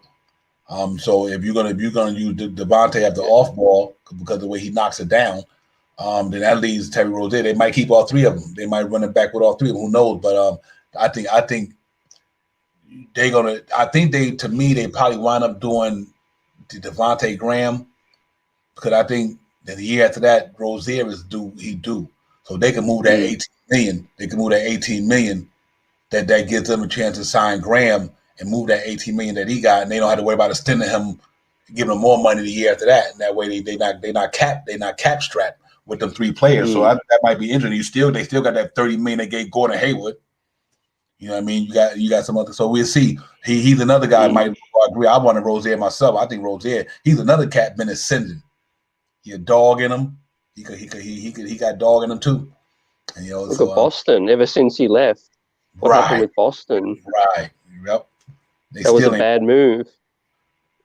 They fell off. Caused them to get Kemba Walker, then they moved him. That Rozier, Kyrie, then Kemba. Mm-hmm. Yeah, that set them back. I think when they let Rozier go, like I don't know why they did that. That was crazy.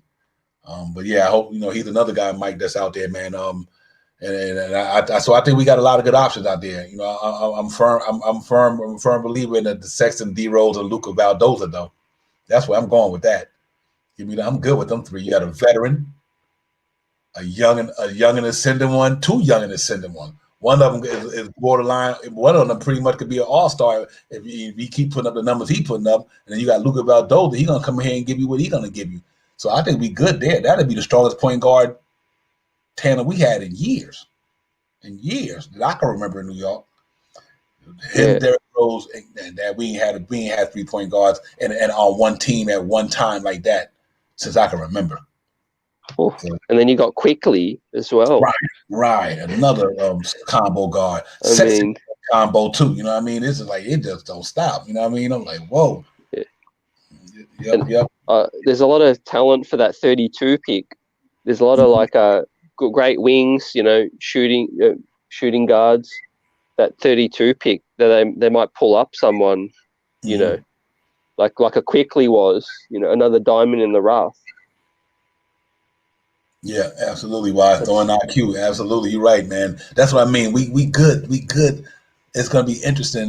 Bruce Brown question. Good one, Will. Bruce Brown swiping from the Nets, depending on how much they want, depending on what they want, what he want. I don't have a problem with Bruce Brown. He goes hard. And plus he playing around KD and all and getting all that knowledge and all that information from them guys. He playing against some real dudes. Got a headache thinking about all these scenarios. Can't wait till Knicks start moving. I agree, Mike. Yeah.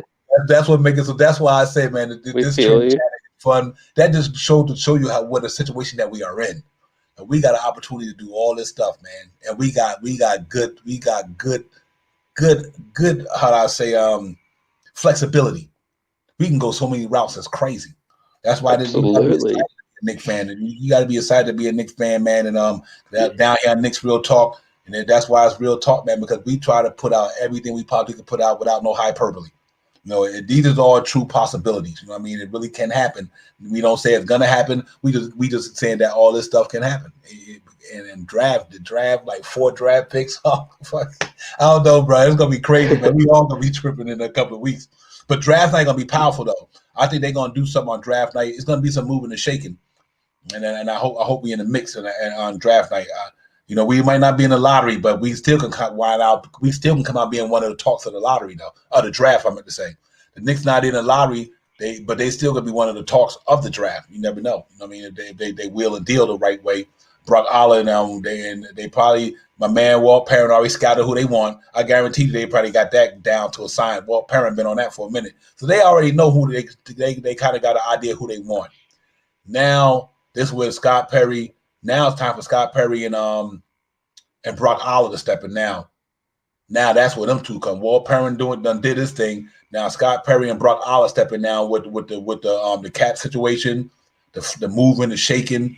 What we're gonna do, what we're gonna wheel and deal and deal. And then you know what? my man Leon Rose sign off on it, we good. You know what I mean? And so I think it's gonna be nice. So yeah, I'm looking forward to next season. I'm already hyped.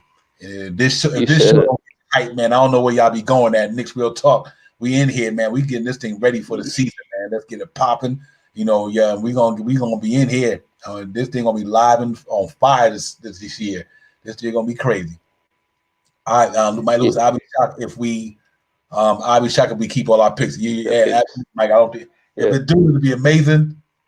If we do keep them, like you said, I don't think a couple of them might be on the team, might be stashed. But do you think? I can't see these three of them. Can you see three? The 19th, the 21st, and the 32nd on this roster when the season comes? That's not with all that 50 million cap space, because free agents are coming. So man, I can see us making the 32 and maybe making one, packaging the 2 firsts to move up. Yeah. I think that's gonna happen. And alas, there's Worldwide West already tampering for free agents. Yeah, right. He done put his work in. He out there. Hey, LIY, that's why we say the streets are buzzing, because that cat out there. He out there. He covering more mileage than a frequent flyer. Yeah, for sure. For sure. Yeah. Don't forget, it's been months since our season ended. These guys have been on it from day one. Mm-hmm. Yep. I think Kelly Oubre probably got his contract already, just can't sign it yet. Now, man, sorry you missed the whole show, man, but once it's over, man, you hit it up on a highlight reel, man, view it, you know what it is. I just hit that thumbs up, man. Run them up with the thumbs up. Support your brothers, man, and let's get it popping, man. Y'all subscribe and all that good stuff. We're gonna keep it moving. Yeah, we got a lot of options, brother. A lot of options. We got a lot of options. I'm like, man, that shit got me amped, man. I'm like I'm on a Red Bull or something. We got 99 problems, and flexibility ain't one of them. One of them. Sure ain't right. Absolutely. That ain't one. Yep, absolutely. He said, CT, remember Worldwide West he said, remember West was at all our road games. Yeah, absolutely. I meant to say sorry, at our road game. Yeah. Absolutely, Wise. He was there, man. They engaged, man. Them cats are engaged, bro. I mean, truly, the Knicks regime is engaged with what they're doing. I love that. That's true. They're dapping them up. Remember, there was that report. Teams are worried that Kentucky will become the Kentucky Knicks. Yeah. No joke. Mm-hmm. Man. That's why this Isaiah Jackson, they might move up to get him. Oh man, him and David Mitchell for me, man. You give me them two, I'm good. Straight up. Davian's your guy. You've been on it for months. Yeah. I think he fits. I think he's the Norman Powell of the young guys. He'd be the Norman Powell of the young class in the head. You know what I mean? Wouldn't be mad at that. I wouldn't be mad at Book Knight if they got him. Mm-hmm. Okay, well, they showed me in that national championship game. That was impressive, bro. Them dudes came out and took that game from the door. I mean, they came out and put Gonzaga away. They didn't even get them cats the chance to think you was gonna beat us. I was like, yo, David Mitchell and Butler and them cats, man, and them kids was getting busy. I'm like, oh snap! And then I see that. I like, that's it. Yep, absolutely. And Mike Luger said, crazy thing. With all these scenarios, we think up the Knicks end up shocking and we get De'Aaron Fox or somebody we never seen coming. Yep, absolutely. Absolutely. For real. Yeah. There's absolutely. a move coming. I've been thinking, there'll be something that'll shock us. Mm-hmm. Like, remember last year we took on Ed Davis for 2 seconds, moved around a little bit. Absolutely. And one Brock Allen was smooth. He's a smooth joker. I'm so glad we got that dude, man. That's what gives me hope about the Sexton thing, is because he got ties to that organization where he can make it work with with the owner and the GM. What's his name? What's his name? Alderman. Kobe Altman. Kobe Alderman. Yeah, I think they can have them talks. You know what I mean?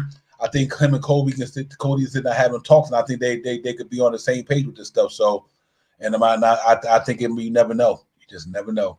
It's really a possibility that could happen because connections is everything. You know, it ain't. You know, that's been our Achilles heel in New York. We never had the connections. But when Scott Perry came in there, Scott Perry had connections with Detroit, Sacramento, Orlando, you know, and perhaps other places. Then you bring in Worldwide West, and he got connections. Neon Rose got connection with all the players, and you know, what I mean, it's amazing, man. And Tibbs got connection with all the coaches and players. They respect him around the league, you know. So I think we're in a good spot with that stuff, man. And a lot wise, you agree? I agree with you, man. No leaks, and that's important. You don't need to let you don't put your hand out there. You know what I mean? You don't let nobody see your hand. You know, and that Nets is doing that pretty well. Yeah. Hey, Divine, I gotta grab something to eat, but you're still on. Okay. Yeah, you still on for a bit. Yeah, I'm probably another 15, 20 minutes, man, maybe something like that. Then I'm shut it down, and then we get into it then the next round. But yeah, try back in. If I'm in, hit me up. If not, I hit you up on the backside. Yeah. I'll be back. Okay. Yeah. Salute to everybody, man. CT be back, man. He went to get some nourishment in his body, so we still here cutting it up, man. You know, we here all night, man, and you know, chilling, man. We won't be on for a little bit more long, then we still get back into it. But yeah, we in a good place. He said, imagine, Will Slocum said, imagine if Garland instead of Sexton. Wow, that would be crazy. That would be crazy, Will. I never know. But I think they like Garland down there. I really do. And you know, Canal, Sacramento looking to move their pick, and guess who used to work there? Right, that's what I'm saying. Man, who we extended. Absolutely. Yeah, you know, that's what I said, man. The point that we brought Scott Perry back here, man. That man put us in a good spot, man. I'm trying to tell you, you know, since he got here, man, we solid. So yeah, you're right. You never know. Not only did he live there, that's another Kentucky boy. You just never know, man. The connections matter sometimes. Sometimes what you know is who you know in life. So I mean, that could be important for us, man. And you know, them connections get them stuck like glue. Let's bring it in here. Let's get this thing popping for 2021-22 season. So I'm looking forward to it, man. I think we're going to do well. Nick's going to be in the house, man. We're going to make some noise this year. I think we made noise last year. We took a lot of people by surprise last year. So now we're going to be coming from being a hunter. Now we're going to be the hunted. Now you got to remember, people going to know what to expect for the Knicks to come into this season. So we got to be ready for that, man, because we got a lot of people unexpected this year. You know, now they're gonna know that the Knicks is real when they go in there and play to come into the arena. We go in their arena, they're gonna know that they know somebody coming in who can actually beat them. So I think it's gonna be a different season. It's gonna be a harder season this year. But if we do the right things, I still think we'll be prosperous though, because everybody getting better. Just about, you know, Boston got better with Al Horford. You know, that was a big pickup for them. And they gonna, you know, either they put Marcus Smart at the point guard, or they go out there and get a point guard. They might be looking at the same Colin Sachs as well. I heard they might be looking at. They're looking at Reggie Bullock. Then you go on down Philly, you know, you don't know what's going to happen with the Ben Simmons thing. You know, they're going to look to get better down there. They still going to be a contender in that conference. Obviously, you know, Brooklyn Nets is there. So we got to be ready for it, man, because you go down to Indiana, going to be better. I think Carlisle going to turn them back around with the talent they got down there. I mean, you know, you got Brogdon, you know, you got Turner, you got Sabonis, you got Caris LeVert. I mean, they got a good team down there, so they're going to be on the fold. I think they're going to come back. I think the fact that we have, let me read Canal. I think the fact that we have to add 7 new spots, we will still look different. Yeah, I kind of agree with that. I hope we keep the main core together for the chemistry and the camaraderie. But I agree with you, Canal. I think we're gonna look a little different next year for sure. But yeah, I think hopefully the ones we get, they get in where they fit in. But the Eastern Conference is gonna be different, man. A lot of teams gonna get better. You know what I mean? The ones that were there that made the playoffs, Atlanta gonna be there. You know, I mean, a lot of teams going to get better, so we got to be ready. Chicago going to try to make a run with Zach LaVine and Vucevic, and they're going to add. They got a chance to add Lonzo Ball. So, Will, there's a lot of leaning dominoes in the league right now. It is. Will, good quote, man. Good chat. It really is. It is a lot of leaning dominoes, man. So we just got to wonder which way they're going to fall. But we just want to make sure we know at the end of the day we on top, man. And I think we got a good chance to have a good thing going this year. And in New York City, man, it's going to be popping down at the Guard, man, and all over. So hopefully that we make it happen. Hopefully we get more shooters and guys that can create. That's a fact, Canal. I do think we got to get some creators, some guys who can get to the hole. That's why the guys that I'm mentioning that I like, a lot of them can put that ball on the floor and get to the paint. That's why I like Sexton. That's why I like Oubre and them, because I don't want to pay $20 million to guys who only $15 million to a guy all they can do is just shoot a three. Like I said earlier in the show, I think we need guys who can get it from every angle, man. And I think that'll make it better for us. That way, when the playoffs come, we don't get caught out there like we did against Atlanta when everybody jump shot wasn't clicking, and then we was one dimensional and we lost. So we don't want that to occur again. So I do think we need to go get some guys who can put it on the floor, create their own shots. We just need another guy with Randall and RJ who can create their own shots. I'm happy with that. You know what I mean? Give us one more guy in that lineup. If you can give us two Sexton or Oubre, if they got the ball in their hand, they can go get it. If the shot clock winding down, the three ball ain't there, they got enough time to put it on the floor and to create some type of havoc with a pass or a shot, or possible get fouled. We don't need no one dimension, man. We need 3-dimension players, and I think that would be well for us. And yeah, he would. And that's why I think I always bring him up. He will open up a lot. Because I think, hopefully if he will, Mitch, he would help Mitch. I just about to bring it up, Canal. Good point. I think he helped Mitch out tremendously. I think RJ and him, and RJ, and I think they all work. I think they work well together because Tom. One thing about Phibbs, he won't allow egos. The Tibbs is not going to bring in a ball player who think that it's his team. He got to be the man. That Tibbs is the man in New York City. It's not going to be a player I think on that team think that they the man. No, Tibbs is the man. And I think that's what it's going to be. That's why Julius Randle, he's our guy. RJ is one of our guys, and I think Sexton will be one of the guys. I don't think there's going to be no ego tripping in New York. I don't think Scott Perry even allowed that since he's been there. And that's why you got to look at all the little nuances that Scott Perry did. He brought a culture there, man. All that nonsense now. We all in this together. We one team, one ball. Let's go get it popping. And it showed last year 41 and 21. 41 and 31. Excuse me. It showed last year. And I think that's just what it's going to be. It's accountability and respectability, and Tibbs got that type of respectability that's needed for a team playing in New York City. So I think it'll be good. Is Primo a second rounder? Yeah, I can say that. I think that's the next step. I can say that. There we go.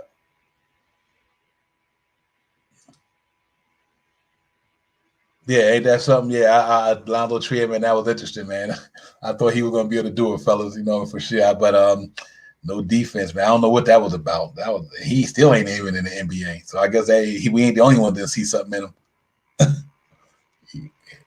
Yep, yeah, man. But we gonna be in there. So y'all look forward to draft night, man, and we gonna get into all that, and we gonna get it popping down here draft night. I know a lot of other people gonna be getting down, but next we'll talk. We are gonna be in the building, for sure. We gonna have some lot of things going on and try to make it happen. He'd be nice if we could get one of OKC's picks. Yeah, that's true. Yeah, it's gonna be crazy, man. We gonna will and deal. It's gonna be will and dealing that night. We'll be live with it too. So y'all chime on in, man. Get in there on the show and let's get it popping. Bad for the culture, selfish. Right. Yeah, absolutely. So we'll see, man. We'll definitely see what's popping off, man. And but listen, man, I'm gonna get out of here in a few fellas. We could do this all night, but and I'll probably try to hop on Sunday. If not, I'll see you guys Wednesday again. And by then, we get ready to set this thing up. And we be ready for draft night the following week. Then we get this thing going, man. Before we got something to really get into it about. But once again, man, salute to Scott Perry on your extension. We put that out there today, man. We had that segment. Salute to Scott Perry, well deserved. And I think it was well deserved, man. Streets of Butter, thank you so much, my brother. We'll see you on the next one for sure. And y'all just keep liking, subscribing, man, tuning in. And we're gonna keep it moving, and until then, y'all stay safe out there, man. Y'all already know what it is. Protect yourselves, man. COVID-19 is still out there as well. And so things, so just protect yourselves, be safe, and y'all know what it is, man. And next we'll talk. We here, man. From a fan for the fans, man. We appreciate y'all and what y'all do. And we gonna see y'all on the next one, man. So y'all let your peoples know, man. This is where it's at. The chat is where it's at. Nick's Real Talk, the night show, man. We're gonna get it popping all the time. And we got the wives, the chat members up in here, man. Y'all brothers is great. Y'all make the show, man. Allah wise, peace to the God, man. Let me run through the chat. Mike Lugo, Canal, peace to all y'all, man. Everybody that came in, Craig Wright, everybody, man. Y'all keep it coming. Camilio, Tim, Will, all the main heads already know who always up in here, man. Y'all continue to Ross, everybody, man. We thank for the love of the game. They came in here. They was on here. Everybody, man. BX Bronx Sports Jedi was in the building. In the background, the spirit was up in the building. Salute you, BX, man. I see you when you get back.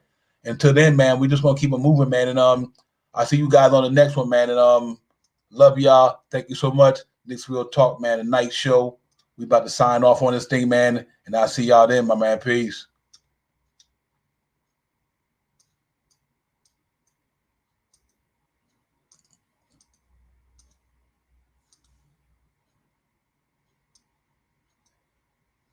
I'm still, there you go. Sorry, got a little bit of freezing going on there. But salute, man. I'm out here, man. Salute to y'all, man. Thank y'all for chiming in. Great show tonight. Great participation, man. Y'all keep it moving, keep it coming. And we'll see y'all on the next one, man. I'm out of here, man. Next Real Talk, man. Divine. About to get out my grind, hop in the Black Knight. About to make it happen, man. Next Real Talk, we all over the place. About to get it popping. Divine Bronx Jedi 7-6, the night show, the morning show. Nick's Real Talk, man. About to get in the Black Knight. Nick's Real Talk, let's get it popping. We hopping like topping in the Jumpman brand. Ain't no stopping. Divine and Bronx Jedi 7-6, we lit from Facebook, Twitter to Twitch, and all that shit. We number uno with the promo that blow like nitro. Now the streets are buzzing, so we flow with the night show. So spike them lights below. That thumbs up, run them up, and you double up, cause it's Nick's Real Talk, and we on the come up. We'll salute to the cats in the chat. That's where it's at. Now you place the chats, gonna paste that under space while faces at. We lace these cats with news, notes, stats. Game recap, no hyperbole, we straight facts. In fact, we say it lit like a candle throughout the handle on the panel. We violent, so subscribe to the channel. Nick's Real Talk. Nick's Real Talk.